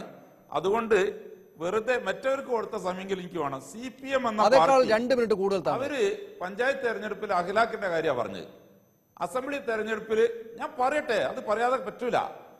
അത് പറയുന്നതിന് താങ്കൾ എതിരാണെങ്കിൽ അത് പറഞ്ഞെങ്കിൽ ഈ BJPക്കെതിരെ മാർക്സിസ്റ്റ് പാർട്ടി അതര വ്യായാമമാണ് നടത്തുന്നതെന്ന് ഞാൻ അതിന് തെളിവ് സഹിതം പറയാം. അത് പറയാൻ എനിക്ക് കഴിയില്ലെങ്കിൽ പിന്നെ ഞാൻ എന്തിനു ഇവിടെ ഇരിക്കണോ? അങ്ങനെ അവിടെ ഇരിക്കണ്ട. ഒന്നും ഉണ്ടായിട്ടില്ല ശ്രീ മായിൻ ഹാജി. ഞാൻ അവിടെ പറയുന്നത് അങ്ങോട്ട് എത്താനെത്തുന്ന ചെറിയ സാങ്കേതിക പിഴവ് കൊണ്ടാണ്. ഒന്നും ഉണ്ടായിട്ടില്ല. താങ്കൾ പറയൂ. അവർക്കുള്ളതിനേക്കാൾ 2 മിനിറ്റ് കൂടുതൽ താങ്കൾക്കുണ്ട്. പറയൂ താങ്കൾ. എനിക്ക് താങ്കൾ പറയുകയാണ് വേണ്ടത്. ആയിക്കോട്ടെ. പഞ്ചായത്ത് തെരഞ്ഞെടുപ്പില് പൂർണ്ണമായും BJP ദേശീയം, അതുപോലെ അഖിലാഖ്, BJP ഉണ്ടാക്കിയ BJP എന്ന ഫാസിസ്റ്റ്, ഇതൊക്കെ ആയിരുന്നു ഇവർ പറഞ്ഞിരുന്നത്. പഞ്ചായത്ത് തെരഞ്ഞെടുപ്പ് കഴിഞ്ഞിട്ട് ചില പഞ്ചായത്തിൽ അവരും ഞങ്ങൾ എടുത്ത നിലപാടുണ്ട്. അതൊന്ന് നോക്കാം നമുക്ക്. ഒന്നാമതായിട്ട് 2015 പഞ്ചായത്ത് തെരഞ്ഞെടുപ്പിൽ പത്തനംതിട്ട കുളനാട് പഞ്ചായത്ത്, അവിടെ LDF 4, UDF 4, BJP 7, അതേഴ്സ് 1, ഇങ്ങനെയാണ് അവിടെ ഉണ്ടായിരുന്ന കക്ഷിയല്ല. ആർക്കും ഭൂരിപക്ഷമില്ല. പ്രസിഡന്റ് തെരഞ്ഞെടുപ്പിൽ LDFന് UDF നിരുപാധിക പിന്തുണ കൊടുത്തു. ഫലം ഏറ്റവും വലിയ കക്ഷിയായ BJP അധികാരത്തിൽ നിന്ന് പുറത്ത്. വഴിതേടി വന്ന BJPനെ വഴികേടിലാക്കിയത്, അവരെ വഴി തടഞ്ഞത് UDF. പിന്നെ രണ്ടാമത്തത് തിരുവണ്ടൂർ പഞ്ചായത്ത്, ആലപ്പുഴ ജില്ല, UDF 5, LDF 2, BJP 6. കേവല ഭൂരിപക്ഷമില്ല. LDF പ്രസിഡന്റ് തെരഞ്ഞെടുപ്പിൽ നിന്നും വിട്ടുനിന്നു. അപ്പം 6 എണ്ണമുള്ള BJP ജയിച്ചു. BJPക്ക് വഴിമുട്ടിയപ്പോൾ വഴി കാട്ടിക്കൊടുത്തു LDF. പിന്നെ Kasaragod Enmakaje panchayat, Kasaragod UDF 7, BJP 3, UDF 7, LDF 3, BJP 7. ആർക്കും കേവല ഭൂരിപക്ഷമില്ല. LDFന്റെ 3 ആൾ പ്രസിഡന്റ് തെരഞ്ഞെടുപ്പിൽ നിന്ന് വിട്ടുനിന്നു. അവിടെ BJP വീണ്ടും ആദ്യമായി, ചരിത്രത്തിലാദ്യമായി BJP അവിടെ അധികാരത്തിൽ വരുന്ന അവസ്ഥയുണ്ടായി. ആരാ BJPക്ക് വഴികാട്ടി കൊടുത്തത്? 2005 തെരഞ്ഞെടുപ്പ്, പൈവളിക, കാസർഗോഡ് പൈവളിക പഞ്ചായത്ത്, അവിടെ LDF 7, UDF 4, BJP 8. ആർക്കും കേവല ഭൂരിപക്ഷമില്ല. പ്രസിഡന്റ് തെരഞ്ഞെടുപ്പിൽ LDFന് UDFന്റെ നിരുപാധിക പിന്തുണ 4 ആൾക്ക് കൊടുത്തു. ഫലം BJPയെ വഴി തടഞ്ഞു. ആരാ തടഞ്ഞത്? UDF. വാക്കുകൊണ്ട് മാത്രം കസരത്ത് നടത്തുന്ന പണിയാ. പാലക്കാട് നഗരസഭ UDF 20, LDF 8, അപ്പൊ ടോട്ടൽ 28 ഉണ്ടാവും. BJP 24. അവിടെയും LDF മാറി നിന്നു. BJP 24 ജയിച്ചു. അവർക്ക് വഴികാട്ടി കൊടുത്തു LDF. അങ്ങനെ ഒരുപാടുണ്ട് പറയാൻ, ഒരുപാട് പറയാനുണ്ട്. വ്യായാമത്തിലപ്പുറം ഈ മാർക്സിസ്റ്റ് പാർട്ടി എന്ന് പറയുന്നവർ ഫാസിസ്റ്റുകളെ എതിർക്കുന്നില്ല. ഓരോ സമയത്തും ഇവിടെ പണ്ട് സദ്ദാം ഹുസൈനെ കൊണ്ടുവന്നതുപോലെ ഓരോ സമയത്തും ജനങ്ങളെ മനസ്സ്, സാധുക്കളായ ജനങ്ങൾ ഏത് രൂപത്തിൽ വോട്ട് ചൂഷണം ചെയ്യാം എന്നുള്ളത് മാത്രമാണ് അവർ നോക്കുന്നത്. ഞങ്ങളോട് പറഞ്ഞു, ഞങ്ങളെ ജനങ്ങൾ ഇത് മനസ്സിലാക്കിയിട്ടുണ്ട്. ഞങ്ങൾ കാലാകാലങ്ങളിൽ പറഞ്ഞിട്ടുണ്ട്. ഞങ്ങൾ ഇവിടെ ബീഹാറിൽ തെരഞ്ഞെടുപ്പ് നടന്നു. BJPയെ തോൽപ്പിക്കാൻ കോൺഗ്രസും ലാലു പ്രസാദ് യാദവും നിതീഷ് കുമാറും എല്ലാവരും കൈകോർത്തു. ഇവരെ കൂടെ കൂടിയില്ല. UPയിൽ കോൺഗ്രസും അഖിലേഷ് യാദവും കൂട്ടുകൂടി, ഇവർ കൂടിയില്ല.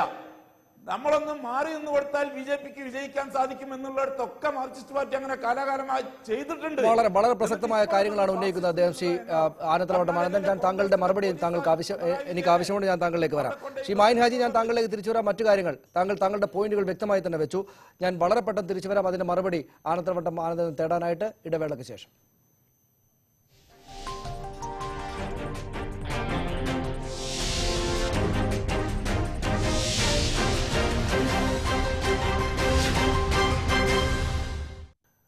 ശ്രീ ആനത്തലവട്ടം ആനന്ദൻ, മായിൻ ഹാജി കണക്കുകളും വസ്തുതകളുമാണ് മുന്നോട്ട് വെച്ചത്. താങ്കളുടെ മറുപടി. മായിൻ ഹാജി ഒരു കാര്യം സമ്മതിച്ചു, BJP ഒരു മെയിൻ ഡേഞ്ചറാണ്, ആ BJPക്കെതിരായ നിലപാടെടുക്കണം. അതിൽ CPMകാർ വളരെ പിറകിലാണ്, കോൺഗ്രസ് ആണ് അതിന് മുന്നിൽ നിൽക്കുന്നത്, മുസ്ലിം ലീഗാണ് അതിന് നിലനിൽക്കുന്നത് സമർത്ഥിക്കാനാണ് അദ്ദേഹം ശ്രമിച്ചത്.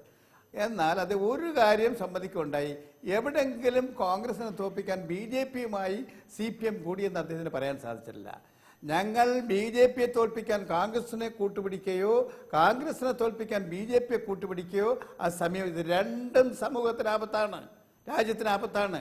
ആ നിലയാണ് ഞങ്ങൾക്കുള്ളത്. അദ്ദേഹം പറഞ്ഞ ഉദാഹരണങ്ങളിൽ നിങ്ങൾ അങ്ങനെ എടുത്ത നിലപാടിന്റെ ഗുണഭോക്താക്കൾ BJPയാണ്. ആത്യന്തികമായിട്ട് BJPക്ക് അധികാരം നൽകുക എന്ന ഇതിലേക്കാണ് ആ നിലപാട്, നിങ്ങളുടെ നിലപാട് എത്തിച്ചേർന്നത്. അത് അദ്ദേഹം നാട്ടിൽ മാത്രമല്ല ബീഹാറിലും UPയിലെയും കാര്യങ്ങൾ പോലും പറയുന്നു. അതല്ലേ പറയുന്നത്, ഞങ്ങൾ ഇതിൽ ഏതിലെങ്കിലും ഒന്ന് നല്ലത് എന്ന സങ്കല്പം ഞങ്ങൾക്കില്ല. ഈ നാടിനെ കുട്ടിച്ചോറാക്കിയതിൽ രണ്ടാൾക്കും പങ്കുണ്ട്. ഞാൻ ചോദിട്ടെ, ഇപ്പോൾ 2 വർഷത്തിനിടെ BJP നരേന്ദ്രമോദി അധികാരത്തിൽ വരുന്നു. അധികാരത്തിൽ വരുന്നവരെ ഇന്ത്യൻ സമ്പത്തിന്റെ പകുതി 1% ആളുകളുടെ കയ്യിൽ കേന്ദ്രീകരിക്കാൻ ഈ ദീർഘമായ കാലയളവ് കോൺഗ്രസ് ഭരിച്ചു. നരേന്ദ്രമോദി വന്നതിന് ശേഷം എത്രയായിരുന്നു? 1% കയ്യിൽ ഇന്ത്യൻ സമ്പത്തിന്റെ 49%, 99% വരുന്നവർക്ക് വെറും 51% മാത്രം. നരേന്ദ്രമോദി ഇപ്പോൾ 2 വർഷം കഴിച്ച് 2016 ആയപ്പോൾ ആ 1% കയ്യിൽ 49 58.6% സമ്പത്ത് പെരുകി. പാവപ്പെട്ടവൻ 99% വരുമാനം 49 42%, 51 42% ചുരുങ്ങി. ആരാ ഇതിനകത്ത് നല്ലത്? കോൺഗ്രസ് നല്ലതാണോ? BJP നല്ലതാണോ? രാജ്യത്തെ ജനങ്ങൾ അനുഭവിക്കുന്ന ദുരിതങ്ങൾക്ക് ഇവർ രണ്ടാൾക്കാർ ഉത്തരവാദികളാണ് എന്നുള്ളത് കൊണ്ടാണ് ഇവർ സ്വീകരിക്കുന്ന സാമ്പത്തിക നയം, നവലിബറൽ നയം, സാമ്രാജ്യത്തോടെടുക്കുന്ന സമീപനം, ഇതിലൊന്ന് ഇവർ രണ്ടുപേരും ഇക്കാര്യത്തിൽ മച്ചമ്പിമാരാണ്. അതുകൊണ്ട് ഇതിന് രണ്ടിനെയും എതിർക്കുന്ന ഇടതുപക്ഷ ജനാധിപത്യ മതേതര ശക്തികളുടെ കൂട്ടായ്മയ്ക്ക് വേണ്ടിയിട്ടാണ് CPM നിൽക്കുന്നത്. അതിന് പറ്റിയ കൂട്ടുകെട്ട് എവിടെ ഉണ്ടാകുമോ അതിന് ഞങ്ങൾ ശ്രമിക്കും. ഞങ്ങൾക്ക് ഇന്ത്യയിൽ മുഴുവൻ അതിന് ശക്തിയില്ല. ഞങ്ങൾക്ക് ശക്തിയുള്ള കേരളത്തിൽ അവിടെ ഞങ്ങൾ BJPക്കെതിരായി കോൺഗ്രസിനെതിരായി ഉറച്ച നിലപാടെടുക്കും. പ്രാദേശിക പാർട്ടികൾക്ക് ശക്തിയുള്ള ഇതര സംസ്ഥാനങ്ങളിൽ അവരത്തരത്തിലൊരു നിലപാട് സ്വീകരിച്ചെങ്കിൽ മാത്രമേ ഈ കോൺഗ്രസിന്റെയും BJPയുടെയും ആധിപത്യത്തെ ചെറുക്കാൻ കഴിയൂ. വ്യക്തമാണ് താങ്കളുടെ നിലപാട്. പക്ഷേ ശ്രീ ആനത്തലവട്ടം ആനന്ദൻ, ഈ കാര്യങ്ങളിലൊക്കെ വ്യക്തതയുണ്ട് എന്ന് പറയുമ്പോൾ തന്നെയും മലപ്പുറത്ത് നിന്ന് അവിടെ പോയിട്ട് സർക്കാരിനെ എതിർക്കുകയാണല്ലോ വേണ്ടത് രണ്ടുപേർക്കും. അത് PK കുഞ്ഞാലിക്കുട്ടി എന്ന മുതിർന്ന നേതാവ് തന്നെ ചെയ്തോളുമല്ലോ. അവർക്ക് ഈ നിലപാട് ശക്തമായിട്ടുണ്ട്. അവർ മുസ്ലിം സമുദായത്തെ വലിയൊരളവോളം പ്രതിനിധീകരിക്കുന്ന പാർട്ടിയാണ്. മുസ്ലിം സമുദായമാണ് ഈ സംഘപരിവാരത്തിന്റെ എതിർപക്ഷത്ത് നിൽക്കുന്നതെന്നാണ് നിങ്ങൾ ആരോപിക്കുന്നത്. അങ്ങനെയെങ്കിൽ മുസ്ലിം രാഷ്ട്രീയത്തിൽ ഒരുപാട് കാലമായിട്ടുള്ള PK കുഞ്ഞാലിക്കുട്ടി എന്ന മുതിർന്ന നേതാവ് അവിടെ പോയിട്ട് ഈ കാര്യങ്ങളെ എതിർക്കുന്നതല്ലേ നല്ലത്? എന്തിനാണ് MB ഫൈസലിനെ പോലെ ഒരു ചെറുപ്പക്കാരനെ അങ്ങോട്ട് പറഞ്ഞേക്കണം എന്ന് മലപ്പുറംകാർ ചിന്തിക്കുകയില്ലേ? താങ്കളോടാണ്. എന്നോടാണോ? ഹലോ സനീഷ്. ആണ് ശ്രീ ആനത്തലവട്ടം ആനന്ദൻ, താങ്കളോടാണ്. ഞാൻ നമ്മളൊരു നല്ല ചെറുപ്പക്കാരനെ, സ്വാധീനമുള്ള ചെറുപ്പക്കാരനെ, ഒരു അഭിഭാഷകനെ ജില്ലാ പഞ്ചായത്തിലെ മെമ്പറായി ഇപ്പോഴും ഇരിക്കുന്നത്, ലീഗിനെ തോൽപ്പിച്ചുകൊണ്ട് ജില്ലാ പഞ്ചായത്തിൽ ജയിച്ചു വന്നിട്ടുള്ള DYFIയുടെ ജില്ലാ സെക്രട്ടറിയെ ഒരു ചെറുപ്പക്കാരനെ ഇറക്കിയിരിക്കുകയാണ്. പല വമ്പന്മാരും ഇടതുപക്ഷത്തിലും വലതുപക്ഷത്തിലുമുള്ളവർ തോറ്റത് നല്ല ചെറുപ്പക്കാരുടെ കൈക്കാണെന്ന് നേരത്തെ ശ്രീ മായിൻ ഹാജി പറയുകയുണ്ടായല്ലോ. AKG മത്സരിച്ച മണ്ഡലത്തിൽ നയനാരെ തോൽപ്പിച്ച ഒരു പിഞ്ചു പയ്യനാണെന്ന്. അതുപോലെ ഇവിടെ ഞങ്ങൾ നല്ല ഒരു പിഞ്ചു പയ്യനെ, ഇക്കാര്യത്തിലെല്ലാം നല്ല പ്രാവീണ്യമുള്ള ഒരു പയ്യനെ ഞങ്ങൾ ഇറക്കിയിരിക്കുകയാണ്. അത് ലക്ഷ്യമിട്ടുകൊണ്ട് തന്നെയാണ്. തെരഞ്ഞെടുപ്പ് കഴിയുമ്പോൾ നിങ്ങൾക്കറിയാം അതിന്റെ ഫലം എന്താണെന്ന്. അതുകൊണ്ട് ഞങ്ങൾ ഇക്കാര്യത്തിൽ ഏതെങ്കിലും ഒരു ചീള് സ്ഥാനാർത്ഥിയെ കൊണ്ടുവന്ന് കുഞ്ഞാലിക്കുട്ടി ജയിപ്പിക്കാനെന്നൊക്കെയുള്ള കണ്ടുപിടുത്തം തെരഞ്ഞെടുപ്പ് കഴിയുമ്പോഴേക്ക് അറിയും. അതിന്റെ ഫലം എന്തായിരുന്നു, ഞങ്ങൾ നിർത്തിയ സ്ഥാനാർത്ഥിയുടെ വില എന്തായിരുന്നു എന്നുള്ളതും ജനങ്ങൾ എങ്ങനെ സമീപിച്ചു എന്നുള്ളതും. പിന്നെ ഞങ്ങളാണ് BJPയുമായി സഖ്യമുണ്ടാക്കുന്നത്, ഞങ്ങൾ എതിർക്കുന്നില്ലെന്ന് എൻ്റെ സ്നേഹിതൻ മായിൻ ഹാജി പറയുണ്ടായി. ഈ രാജ്യത്ത് ജീവിച്ചിരിക്കുന്ന ഏതെങ്കിലും ഒരു മുസൽമാൻ, സാധാരണ മുസൽമാൻ ഈ ലീഗിൻ്റെ അന്ധമായ മാർക്സിസ്റ്റ് വിരോധത്തിലില്ലാത്ത ഒരു മുസൽമാൻ അവന് മുമ്പിൽ പറഞ്ഞാൽ അവൻ വിശ്വസിക്കുമോ? കൺമുമ്പിൽ കണ്ടിരിക്കുകയല്ലേ. നേരത്തെ എൻ്റെ സ്നേഹിതൻ മിസ്റ്റർ ജോർജ് പറഞ്ഞല്ലോ, ജേക്കബ് ജോർജ് പറഞ്ഞല്ലോ, RSSന്റെ വെല്ലുവിളിക്ക് മുമ്പേ കത്തിക്ക് മുന്നിൽ ധീരമായി ഇറങ്ങി നിന്ന് പോരാടുന്ന പ്രസ്ഥാനത്തിന്റെ പ്രതിനിധിയല്ലേ CPMന്റെ പ്രതിനിധി. അതരവ്യായാമം മാത്രമാണെന്നാണ് ശ്രീ മായിനാജി പറഞ്ഞത്. ഞാൻ താങ്കളിലേക്ക് തിരിച്ചു വരാം ശ്രീയാനത്തിലോട്ട് മാറുന്നതിന് ഒപ്പം ശ്രീ മായിനാജിലേക്കും ശ്രീ JR പത്മകുമാറിലേക്ക്. ശ്രീ പത്മകുമാർ, എന്തായാലും BJPക്കെതിരായിട്ടുള്ള തെരഞ്ഞെടുപ്പാണ് അവിടെ നടക്കുന്നത്. മുസ്ലിം പള്ളി പൊളിച്ചപ്പോ ഈ ലീഗ് നേതാവ് ഒരാളെ കണ്ടില്ല. തലശ്ശേരിയിൽ മുസ്ലിം പള്ളി പൊളിച്ചപ്പോ അത് സംരക്ഷണത്തിന് ഒറ്റ ലീഗ് നേതാവിനെ കണ്ടില്ല. ഒറ്റ നിമിഷം ഞാൻ തിരിച്ചു വരാം താങ്കളിലേക്ക് ശ്രീയാനത്തിലോട്ട് മാറുന്നത്. ചരിത്രത്തിലേക്കൊക്കെ പോയാൽ അവരും എന്തെങ്കിലുമൊക്കെ പറയും, സമയം നമ്മുടെ വേർന്ന് പോകും. എനിക്കൊന്ന് BJP നേതാവിലേക്ക് പോകേണ്ടത്. ശ്രീ JR പത്മകുമാർ, നിങ്ങളുടെ സ്ഥാനാർത്ഥി 64,705 വോട്ട് കഴിഞ്ഞ തവണ നേടിയ ആളാണ്. ആ വോട്ടിൽ കൂടുതൽ എന്തായാലും നിങ്ങൾ വാങ്ങുമെന്നാണ് നിങ്ങളുടെ ആത്മവിശ്വാസം ഉണ്ടായിരിക്കുക. എന്തായാലും BJPക്കെതിരായിട്ട് നല്ല ശബ്ദമുയർത്താൻ വേണ്ടിയുള്ള ഒരാളാണ് അങ്ങോട്ട് പോകുന്നത് എന്നത് വ്യക്തമല്ലേ?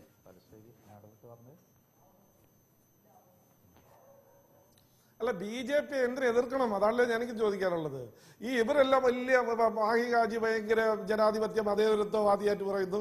ആനത്തലവട്ടം BJPയെ എതിർക്കണം, അതുകൊണ്ട് ഞങ്ങൾ എല്ലാവരും ഒന്നിച്ചു നിൽക്കണമെന്ന് പറയുന്നു. ഞാൻ ചോദിക്കട്ടെ, ഞങ്ങൾ ചില യാഥാർത്ഥ്യങ്ങൾ തുറന്നു പറയും, അപ്പോൾ വിഷമം തോന്നും. ഇപ്പോൾ ഒരു ചെറിയൊരു ഉദാഹരണം പറയാം. ഈ ദേവസ്വം ബോർഡ് പ്രസിഡന്റ് കഴിഞ്ഞ ദിവസം പറഞ്ഞു ഹിന്ദു ക്ഷേത്രങ്ങളിൽ മതപഠനശാല വേണം, അതിന് ദേവസ്വം ബോർഡ് സഹായിക്കണം എന്ന് പറഞ്ഞു. എല്ലാവരും എന്ത് വർഗീയമായിട്ടാണ് പറഞ്ഞത്. ഇന്നലെ KT ജലീൽ ഒരു സംസ്ഥാനതല ഉദ്ഘാടനം നടത്തി. എന്തെന്നറിയോ? മദ്രാസകളിൽ മതപഠനം നടത്തുന്നതിന് ഗവൺമെന്റ് പലിശരഹിത വായ്പ കൊടുക്കുന്നതിന് സംസ്ഥാനതല ഉദ്ഘാടനം. അത് വർഗീയമല്ല, അത് വലിയ മഹത്തരമാണ്. മതപാഠശാലകളിൽ മദ്രാസകളിൽ മതപാഠശാല നടത്തണം. അതേസമയം ഹിന്ദു ക്ഷേത്രത്തിൽ വിശ്വാസികൾ കൊടുക്കുന്ന പൈസ കൊണ്ട് അവിടെ മതപാഠശാല നടത്തണമെന്ന് വെച്ചാൽ വർഗീയം എന്ന് പറയും. ഇത് ഞങ്ങൾ തുറന്നു പറയുന്നത് കൊണ്ടാണ് ഇതായിരിക്കും മലപ്പുറത്ത് നിങ്ങളുടെ രാഷ്ട്രീയം. അതായത് ഉത്തർപ്രദേശിലടക്കം BJP എടുത്ത ഹിന്ദുത്വ രാഷ്ട്രീയത്തെ പ്രചരിപ്പിക്കാനുള്ള അവസരമായിട്ടായിരിക്കും താങ്കളുടെ പാർട്ടി എടുക്കുക.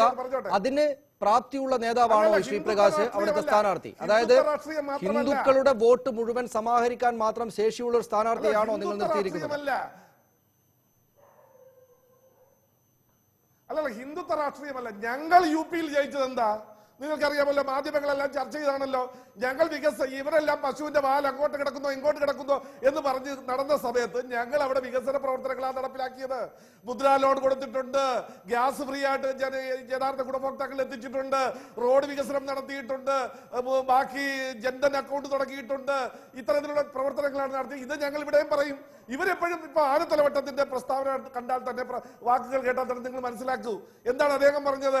UP അവിടെ നടക്കുന്നു, ബംഗാളിൽ നടക്കുന്നു, മലപ്പുറം ജില്ലയിൽ എന്താണ് നടക്കുന്നത്? ഇവിടുത്തെ മലപ്പുറത്തെ ജനാധിപത്യ വിശ്വാസികൾ അത് വിലയിരുത്തില്ലേ?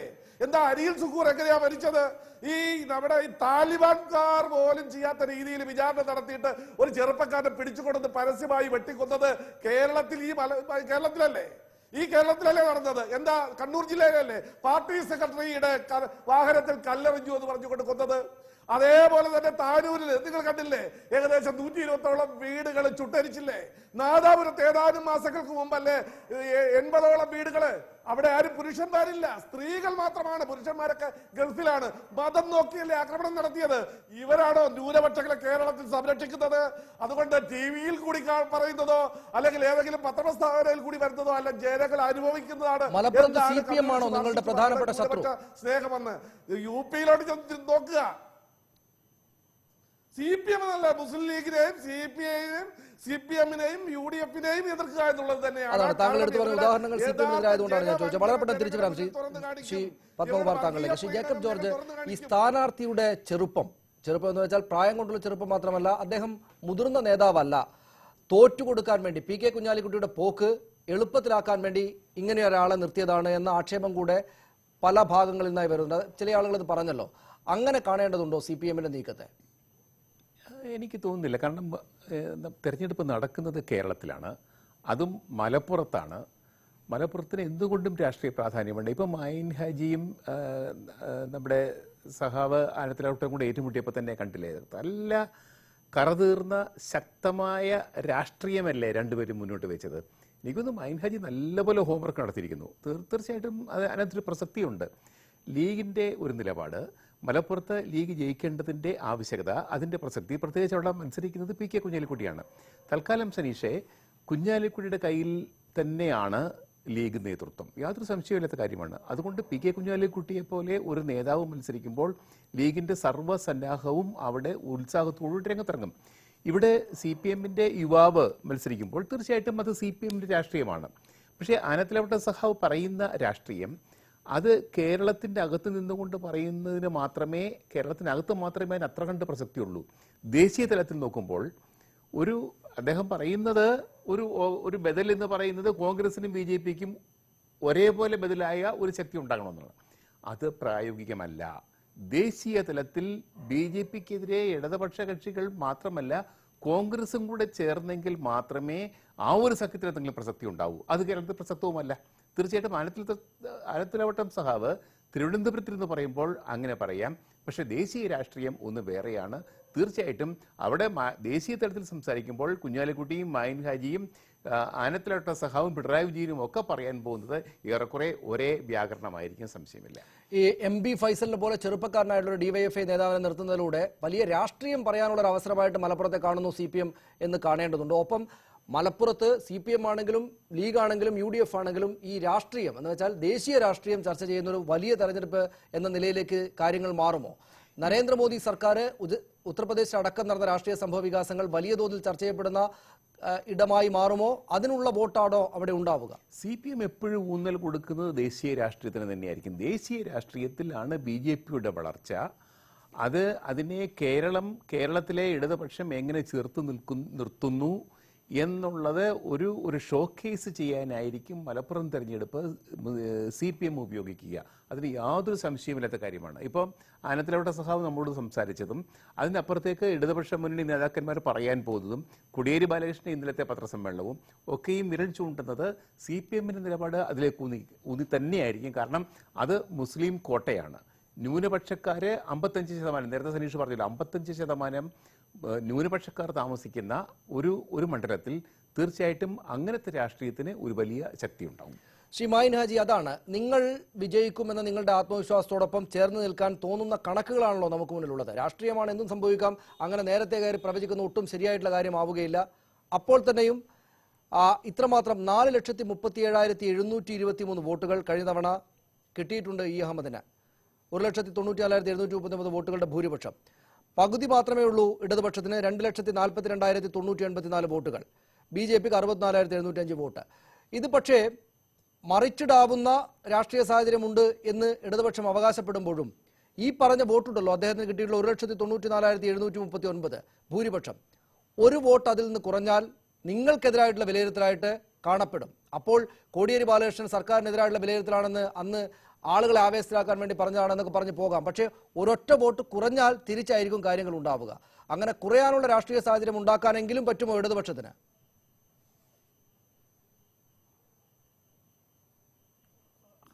ഹലോ, ബഹുമാനപ്പെട്ട ആനത്തലവട്ടം സാറ് ഇവിടെ പറഞ്ഞല്ലോ, ഞാൻ സനീഷിനോടാ പറഞ്ഞത്, ഞങ്ങള് BJP-യെ സ്ഥാനാർത്ഥിയാക്കിയിട്ടുണ്ട്, അവരെപ്പോഴെങ്കിലും അങ്ങനെ ആക്കിയിട്ടുണ്ടോ എന്ന് ചോദിക്കുകയുണ്ടായി. ഞാൻ ചോദിക്കട്ടെ, ഞങ്ങളെ മുന്നണിയിൽ ഏതെങ്കിലും തരത്തിലുള്ള സ്വതന്ത്ര സ്ഥാനാർത്ഥികൾ വന്നാൽ അപ്പോഴൊക്കെ ഒരു BJP ആക്കലുണ്ട്. ഇപ്പോ ബഹുമാനപ്പെട്ട രത്നസിംഗ് ഈ അടുത്ത ദിവസം വിട പറഞ്ഞു. അദ്ദേഹം വിട പറഞ്ഞപ്പോൾ അദ്ദേഹം മുതിർന്ന കോൺഗ്രസ്സുകാരനായിരുന്നു എന്ന് ദേശാഭിമാനി പോലും എഴുതി. അന്ന് അദ്ദേഹത്തെ BJP-യും RSS-ഉം കാക്കി ട്രൗസർ ഇട്ടിട്ട് കുറുവടിയും വേണ്ടി നിൽക്കുന്ന ഫോട്ടോ വെച്ചിട്ടാണ് അവിടെ വോട്ട് പിടിച്ചത്. അപ്പൊ അങ്ങനെ. എന്നാൽ ഇവരെന്താ ചെയ്തത്? ഇവർ 1977 പാലക്കാട് ലോക്സഭാ സീറ്റിൽ ജനിച്ചത് മുതൽക്ക് RSS-ന്റെ എല്ലാ അഭ്യാസവും പഠിച്ച് ചരിത്രത്തിൽ ആദ്യമായി കേരള നിയമസഭയിലേക്ക് RSS ആണ് ഞാൻ എന്നുള്ള നിലയിൽ കയറി വന്ന O രാജഗോപാലനായിരുന്നു അന്ന് ഇവരുടെ സ്ഥാനാർത്ഥി. ഉദുമയിൽ KG മാരാറായിരുന്നു ഇവരുടെ സ്ഥാനാർത്ഥി. അങ്ങനെ ഒരുപാട് RSS-കാരെ സ്ഥാനാർത്ഥികളാക്കിയവര് കൊണ്ടുള്ള അതര വ്യായാമമല്ലാത്ത വേറൊന്നും മാർക്സിസ്റ്റ് പാർട്ടി ഇക്കാര്യത്തിൽ ചെയ്യുന്നില്ല. അദ്ദേഹം പറഞ്ഞല്ലോ BJP വലിയൊരു വിപത്താണ്. ഞങ്ങൾ 28 കൊല്ലം മുമ്പ് 2ൽ നിന്നും മാർക്സിസ്റ്റ് പാർട്ടി അടക്കമുള്ള ദേശീയ കോൺഗ്രസ് വിരുദ്ധ ശക്തികളുടെ ശക്തമായ ഇടപെടൽ കാരണം ഞങ്ങൾ 28 കൊല്ലം മുമ്പ് പറഞ്ഞു, നിങ്ങളെ ഈ നയം ഇവരെ അധികാരത്തിലെത്തിക്കാനേ സാധിക്കുകയുള്ളൂ. കോൺഗ്രസ് ഈ രാജ്യത്തെ ഒരു ദേശീയ പാർട്ടിയാണ്, പല കുഴപ്പമുണ്ട്. പക്ഷേ കോൺഗ്രസിന് ബദലായിട്ട് വേറൊന്നും ഇവിടെ വന്നിട്ടില്ല. ആ ഒരു സാഹചര്യത്തിൽ യാഥാർത്ഥ്യം മനസ്സിലാക്കി BJPക്കെതിരെ സ്ട്രോങ് ആയിട്ട് കിട്ടുന്നവരെ മുഴുവൻ കൂട്ടിയിട്ട് ഒരു യുദ്ധം നടത്തേണ്ട സ്ഥിതിയിലാണ് ഇപ്പോ എന്ന് ഞങ്ങൾ അന്ന് മുതൽക്ക് പറയാറുണ്ടാക്കും. അന്നൊക്കെ കോൺഗ്രസിന്റെ പാലായിട്ട് നിങ്ങൾ അങ്ങനെ നടന്നോളിന്നാ പറയാ. എന്നിട്ട് ഇപ്പം വന്നിട്ട് ഗൗരവം പറയാ. ഇപ്പൊ ഞാൻ ചോദിക്കട്ടെ, ഇപ്പോ ഇടതുപക്ഷത്തിന് വിരലിലെണ്ണാൻ മാത്രമുള്ള വോട്ടേ അവിടെ ഉള്ളൂ. പാർലമെന്റിൽ MP-മാർ ഞങ്ങൾക്കാണെങ്കിൽ 2 MP-മാരേ ഉള്ളൂ. അതിൽ മലപ്പുറം കൂടി കഴിഞ്ഞാലേ 2 MP-മാർ വരുള്ളൂ. ഞങ്ങൾക്ക് ഇപ്പോൾ ഉള്ള ഒരു MP-മാരാ. ഞങ്ങൾ മാർക്സിസ്റ്റ് പാർട്ടിയും കൂടിയാൽ കേന്ദ്രത്തിൽ എന്തെങ്കിലും ചെയ്യാൻ കഴിയുമോ? നമ്മൾ ഇടതുപക്ഷവും കൂടിയാൽ കേന്ദ്രത്തിൽ എന്തെങ്കിലും ചെയ്യാൻ കഴിയുമോ? കോൺഗ്രസിനെ കൂട്ടണം, ജനതാദളിനെ കൂട്ടണം, ലാലുവിനെ കൂട്ടണം, മാർക്സിസ്റ്റ് പാർട്ടി അതിൽ കൂടണം, CPI കൂടണം, എല്ലാ ഫാസിസ്റ്റ് വിരുദ്ധ ശക്തികളും ഒറ്റക്കെട്ടായി നിൽക്കാൻ. അങ്ങനെ എവിടെയെങ്കിലും നിന്നുപോയാൽ മാർക്സിസ്റ്റ് പാർട്ടി അതിലുണ്ടാവില്ല. അതല്ലേ നമ്മൾ ബീഹാറിൽ കണ്ടത്, അതല്ലേ ഉത്തർപ്രദേശിൽ കണ്ടത്. എന്നിട്ട് പിണറായി വിജയൻ ബാംഗ്ലൂരിൽ പോയി, കർണാടകയിൽ പോയി, മംഗലാപുരത്ത് പോയി. അവിടെ കോൺഗ്രസിന്റെ പോലീസ്, ആ സ്റ്റേറ്റിലുള്ള മുഴുവൻ പോലീസും റെയിൽവേ സ്റ്റേഷൻ മുതൽ ഈ ഹാള് വരെ അപ്പുറം ഇപ്പുറം തോക്കുമന്തി വരി നിന്നാൽ ആർക്കാ പോയിക്കൂടാത്തത്? എന്നാൽ ഗുജറാത്തിലൊന്ന് പോവോ? ഇതുപോലെ അദ്ദേഹം വളരെ വ്യക്തമായിട്ടാണ് കാര്യങ്ങൾ മുന്നോട്ട് വെക്കുന്നത്. ഇതൊക്കെയാണ് അവിടുത്തെ തെരഞ്ഞെടുപ്പ് വേദിയിൽ അദ്ദേഹം അടക്കമുള്ള നേതാക്കൾ മുന്നോട്ട് വെക്കുന്ന രാഷ്ട്രീയ വിമർശനങ്ങൾ. ഇതായിരിക്കും. ഇതൊക്കെയാണല്ലോ വസ്തുത. BJPക്കെതിരായിട്ട് നമ്മളെല്ലാവരും ഒന്നിച്ചു നിൽക്കണമല്ലോ എന്ന് വിചാരിച്ച ഉള്ളിൽ PK കുഞ്ഞാലിക്കുട്ടിയെ തന്നെ വിജയിപ്പിച്ചേക്കാം എന്നൊരു തോന്നലെങ്കിലും ഉണ്ടാകുമോ നിങ്ങളുടെ ആളുകൾക്ക്? അല്ല, എൻ്റെ മായൻഹാജി സ്നേഹിതൻ നാട്ടിൽ നടക്കുന്ന സംഭവങ്ങളെ കാണുന്നില്ല. കോൺഗ്രസ് അല്ലാതെ രക്ഷയില്ലെന്നാണ് ഞാൻ ചോട്ടെ. കോൺഗ്രസിന് ഏറ്റവും കൂടുതൽ സീറ്റ് കിട്ടിയ മണിപ്പൂർ, നമ്മുടെ KPC പ്രസിഡന്റ് ആയിരുന്ന രമേശ് ചെന്നിത്തലയ്ക്കായിരുന്നു മണിപ്പൂരിന്റെ കോൺഗ്രസിൽ നിന്ന് കൊടുത്ത ചുമതല. രമേശ് ചെന്നിത്തല പോയി അവിടെ പോയി എന്താ ചെയ്തത്? BJPക്കാരനെ മുഖ്യമന്ത്രിയാക്കി. കോൺഗ്രസ് ആണ് BJP ആകുന്നത്. ഏറ്റവും കൂടുതൽ സീറ്റ് കിട്ടിയ ഒരു മന്ത്രിസഭ ഉണ്ടാക്കാനുള്ള ശ്രമം പോലും നടത്തിയില്ല. രാത്രി കോൺഗ്രസും രാത്രി BJPയും പകൽ കോൺഗ്രസും. നോക്കൂ നിങ്ങൾ, ഗോവയിൽ ഏറ്റവും കൂടിയ വലിയ കക്ഷി കോൺഗ്രസ്, ചെറിയ കക്ഷി BJP. ഇപ്പൊ മന്ത്രിസഭ ആരാ ഉണ്ടാക്കിയത്? BJP. അവിടെ കോൺഗ്രസ്സുകാർ ഇപ്പുറത്ത് മാറുകയാണ്. കോൺഗ്രസ് ജയിച്ചു വരുന്നവൻ BJP ആകാൻ ഒരു മടിയുമില്ല. MP-മാർ, പഴയ മന്ത്രിമാർ, ഇവരെല്ലാം തന്നെ അല്ലേ BJP. കോൺഗ്രസും BJP തമ്മിൽ എന്ത് വ്യത്യാസം? കേന്ദ്രത്തിൽ വന്നിരിക്കുന്ന മാറ്റം അതല്ലേ? ഇവർ തമ്മിൽ അങ്ങനെ ആശയപരമായ ഒരു വ്യത്യാസമില്ല. അവരെ നമ്പിക്കൊണ്ട് ലീഗ് പറയാണ് കോൺഗ്രസ് ഉണ്ടെങ്കിൽ മാത്രമേ BJP നേരിടാൻ സാധിക്കൂ എന്ന് പറഞ്ഞാൽ കോൺഗ്രസും BJP ഒന്നായി നിൽക്കുകയല്ലേ? അനുഭവം നമ്മൾ അതല്ലേ പഠിപ്പിക്കുന്നത്. അല്ലെന്ന് പറയാൻ കഴിയുമോ ശ്രീ മൈൻ ഹാജിക്ക്? അങ്ങനെയൊക്കെ ഉണ്ടെങ്കിലും പക്ഷേ നമ്പേഴ്സ് പ്രധാനമല്ലേ ശ്രീ ആനന്ദവട്ടമാനന്ദൻ? ഈ എണ്ണം വളരെ പ്രധാനമല്ലേ? എല്ലാവരും കൂടെ ഒന്നിച്ചു നിൽക്കൂ. അവർക്ക് കുഴപ്പങ്ങളൊക്കെ ഉണ്ട്. ചില ആളുകൾ അപ്പുറത്തേക്ക് ചാടുന്നുണ്ട്, ചില ആളുകൾക്ക് മുസ്ലിം വിരുദ്ധ രാഷ്ട്രീയമുണ്ട്. പക്ഷെ എന്നാൽ പോലും കോൺഗ്രസ് കൂടെ വേണം എന്നതാണ് അവരുടെ നിലപാട്. ഞങ്ങൾ അവിടെ പോയാൽ കോൺഗ്രസിനൊപ്പം നിന്നാലാണ് കൂടുതൽ നമ്പേഴ്സ് ഉണ്ടാവുക മറ്റവർക്കെതിരെ എന്ന നിലപാട് തെറ്റായതാണ് എന്നെങ്ങനെയാണ് നാട്ടുകാരോട് പറഞ്ഞു കൊടുക്കുക മലപ്പുറത്ത്? പാർലമെന്റിൽ ഇപ്പൊ 44 സീറ്റുണ്ട് കോൺഗ്രസിന്. പക്ഷേ അതിനുശേഷം നടക്കുന്ന തെരഞ്ഞെടുപ്പുകളിലൊക്കെ കോൺഗ്രസിന്റെ സ്ഥിതി എന്താ? എല്ലാ ഉപ്പുകലത്തിൽ നിന്ന് അത് കലം തേഞ്ഞ് പോകുന്ന പോലെ പോകുകയല്ലേ? മാർക്സിസ്റ്റ് പാർട്ടിക്ക് എത്രയുണ്ട്? ഞങ്ങൾക്കുള്ള നമ്പർ കുറവാണ്. ഞങ്ങൾ പറഞ്ഞല്ലോ, നിങ്ങൾ ഇങ്ങനെ എടുക്കുന്നവർ, നിങ്ങൾ ഈ നിലപാടെടുക്കുന്നതിന്റെ ഫലമായി മുസ്ലിം ലീഗ് മുസ്ലിങ്ങൾ മുഴുവൻ ലീഗാണെന്ന് നിങ്ങൾ തെറ്റിദ്ധരിച്ചിരിക്കുന്നു. മുസ്ലിങ്ങൾ മുഴുവൻ ലീഗല്ല. മുസ്ലിങ്ങൾ വേറെ എല്ലാ ജനാധിപത്യ പാർട്ടികളിലുമുണ്ട്, കമ്മ്യൂണിസ്റ്റ് പാർട്ടിയിലുണ്ട്, കോൺഗ്രസിലുണ്ട്. ആ പാർട്ടികളിലൊക്കെ നിൽക്കുന്ന അതുകൊണ്ട് മുസ്ലിങ്ങളുടെ മുഴുവൻ അട്ടിപ്പേറ് ലീഗിനാണെന്ന് അവകാശപ്പെട്ട് ഞങ്ങൾക്ക് അവിടെ മലപ്പുറത്ത് എന്തുമാകാം എന്നുള്ള ധാരണയുണ്ടെങ്കിൽ അത് തെറ്റാണെന്ന് തെളിയിക്കുന്നതായിരിക്കും ഈ തെരഞ്ഞെടുപ്പിലെ വിധിയെഴുത്ത്. അധര വ്യായാമം എന്നൊക്കെ പറയുമ്പോൾ തന്നെ നമ്പേഴ്സ് പ്രധാനമാണ് എന്ന് പറയുമ്പോൾ തന്നെ ആ നമ്പേഴ്സ് 444-ൽ നിന്ന് 44-ലേക്ക് ചുരുങ്ങിയിട്ടുണ്ട് എന്ന് കാണണം. എന്ന് വെച്ചാൽ രാഷ്ട്രീയത്തിന് ഉറപ്പില്ലാത്തത് കൊണ്ട് സീറ്റ് വല്ലാതെ കുറഞ്ഞുപോയി. അതുകൊണ്ട് പക്ഷെ അവർ പറയുന്നിടത്തോടുള്ള ഒരു കാര്യം, അവരുടെ രാഷ്ട്രീയത്തിൽ അവർ ഇങ്ങനെ നിൽക്കുകയാണ്. സംഘപരിവാരത്തിനെതിരായിട്ടുള്ള നിലപാടിൽ അവർ കൃത്യമായിട്ട് ഉറച്ചു നിൽക്കുന്നു. പുറത്തെങ്കിലും അങ്ങനെയാണ്. അധര വ്യായാമം എന്ന് താങ്കൾ കളിയാക്കിയാൽ തന്നെയും അങ്ങനെയുണ്ട്. അതുകൊണ്ട് അവർ പറയുന്നിടത്തേക്കാണ് ഇപ്പോൾ കുഴപ്പമുണ്ടെങ്കിലും പിന്നീട് കാര്യങ്ങൾ എത്തുക എന്ന് വിചാരിക്കുന്ന ആളുകളും ഉണ്ടാകില്ലേ വോട്ടർമാരിൽ? എന്ന് വെച്ചാൽ കേരളമാണ് ഈ പറയുന്ന സംഘപരിവാര രാഷ്ട്രീയം വലിയ ദോഷം ഉള്ളതാണെങ്കിൽ എന്ന് നിങ്ങൾ എല്ലാവരും പറയുന്നു. ദോഷമുള്ളതാണെങ്കിൽ അതിനെതിരായിട്ടൊരു സംസ്ഥാനമായിട്ട് ആകെ നിൽക്കുന്നത് കേരളം ഇങ്ങനെ നിൽക്കുകയാണ്. അവിടെ CPM-ഉം ഇടതുപക്ഷ കക്ഷികളും വലിയ ശക്തരായിട്ട് നിൽക്കുന്നുണ്ട്. എന്നാൽ പിന്നെ അവരെ അങ്ങോട്ട് പറഞ്ഞേച്ചേക്കാം എന്ന് നാട്ടുകാർ വിചാരിച്ചുകൂടായികയൊന്നുമില്ല. രാഷ്ട്രീയമാണ്. ശ്രീ മൈൻ ഹാജി.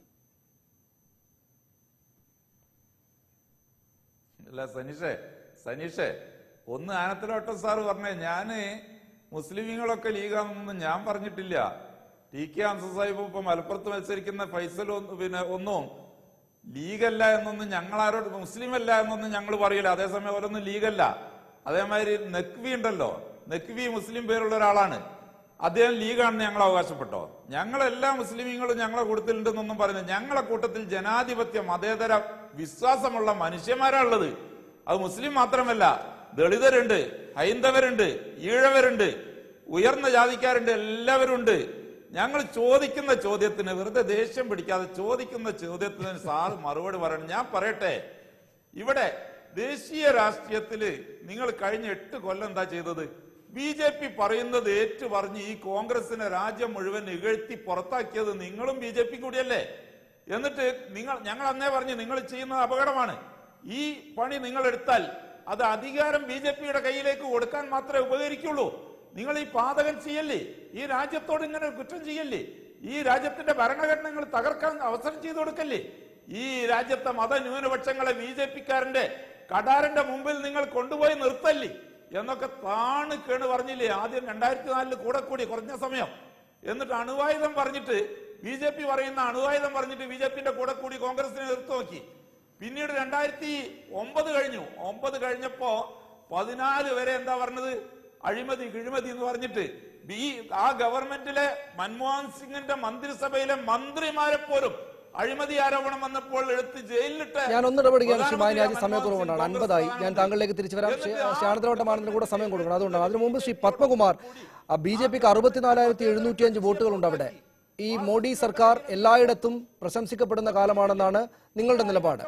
64,075 എന്നുള്ളത് 706, 705 എന്നുള്ളത് 706 എന്ന നിലക്കെങ്കിലും ആക്കിയാലേ അത് നിങ്ങൾക്കായിട്ട് കുറെ കൂടെ ഗുണമുണ്ടായിട്ടുണ്ട് കേരളത്തിൽ എന്ന വിലയിരുത്തലിന് കാരണമാവുകയുള്ളൂ.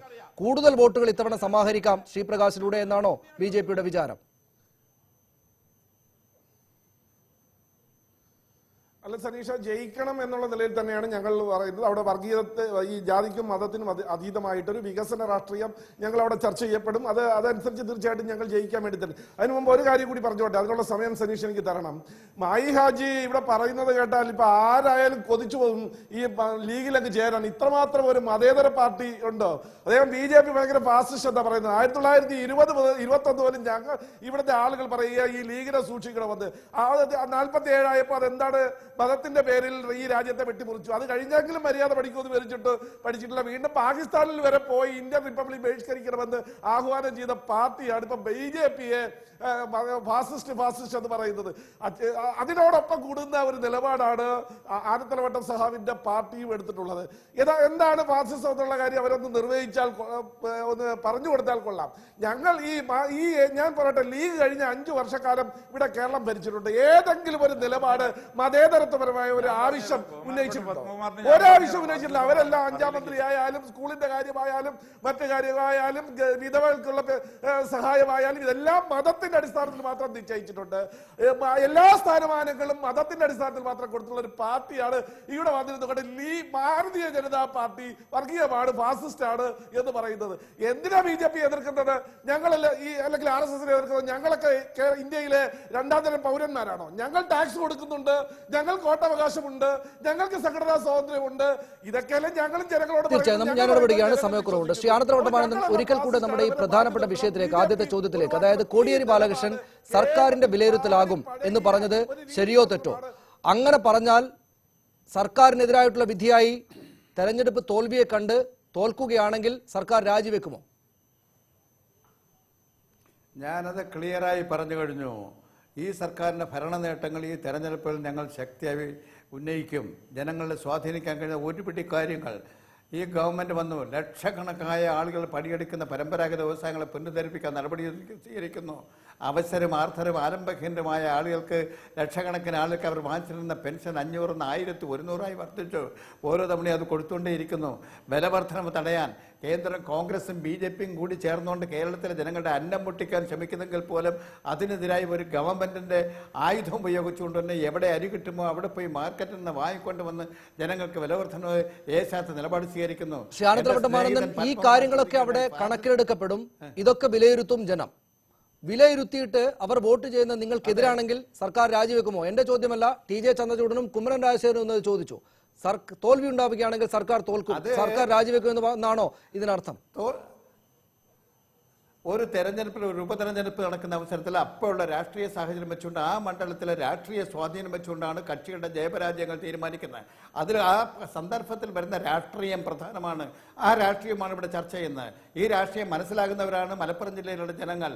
അത് വെച്ചുകൊണ്ട് ദേശീയ രാഷ്ട്രീയവും കേരള രാഷ്ട്രീയവും മനസ്സിലാക്കുന്ന ജനങ്ങൾ UDF-നെതിരായി, ലീഗിന്റെ സ്ഥാനാർത്ഥിക്കെതിരായി, BJP-ക്കെതിരായി വോട്ട് ചെയ്യും. സർക്കാരിന്റെ വിലയിരുത്തലാകും എന്ന കോടിയേരി ബാലകൃഷ്ണന്റെ പ്രസ്താവന വേണ്ടിയിരുന്നില്ല എന്നാണോ? ഞാൻ അതിനെക്കുറിച്ചൊന്നും നിങ്ങൾ ട്വിസ്റ്റ് ചെയ്യേണ്ട.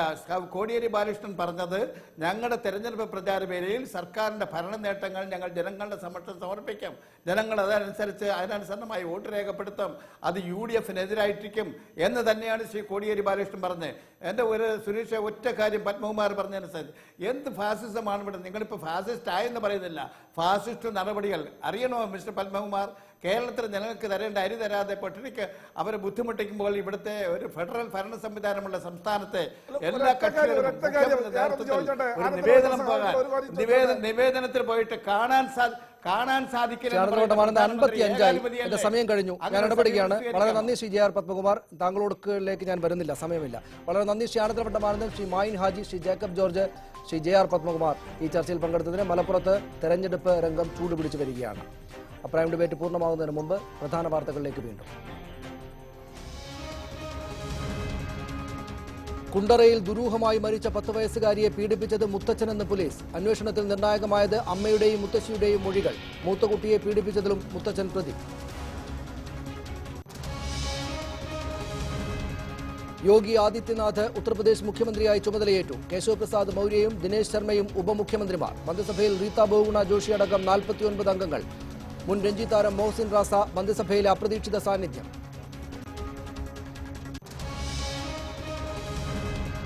യോഗി ആദിത്യനാഥ് തികഞ്ഞ വർഗീയവാദിയെന്ന് പിണറായി വിജയൻ. BJP-യുടേത് വിഭജനത്തിന്റെ രാഷ്ട്രീയം. തെലങ്കാനയിലെ പിണറായിയുടെ പരിപാടിക്കിടെ ABVP പ്രവർത്തകരുടെ പ്രതിഷേധം.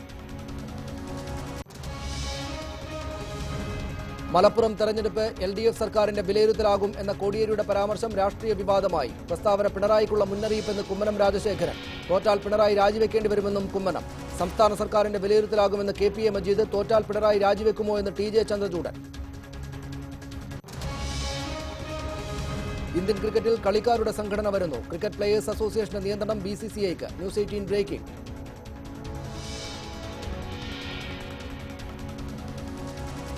റാഞ്ചി ടെസ്റ്റിൽ പിടിമുറുക്കി ഇന്ത്യ. 152 runs lead. രണ്ടാം ഇന്നിംഗ്സിൽ ഓസീസ് 2 വിക്കറ്റ് നഷ്ടം. പൂജാരയ്ക്ക് ഇരട്ട സെഞ്ചുറി, സാഹയ്ക്ക് സെഞ്ചുറി. 100ാം ടെസ്റ്റിൽ ബംഗ്ലാദേശിന് വിജയം.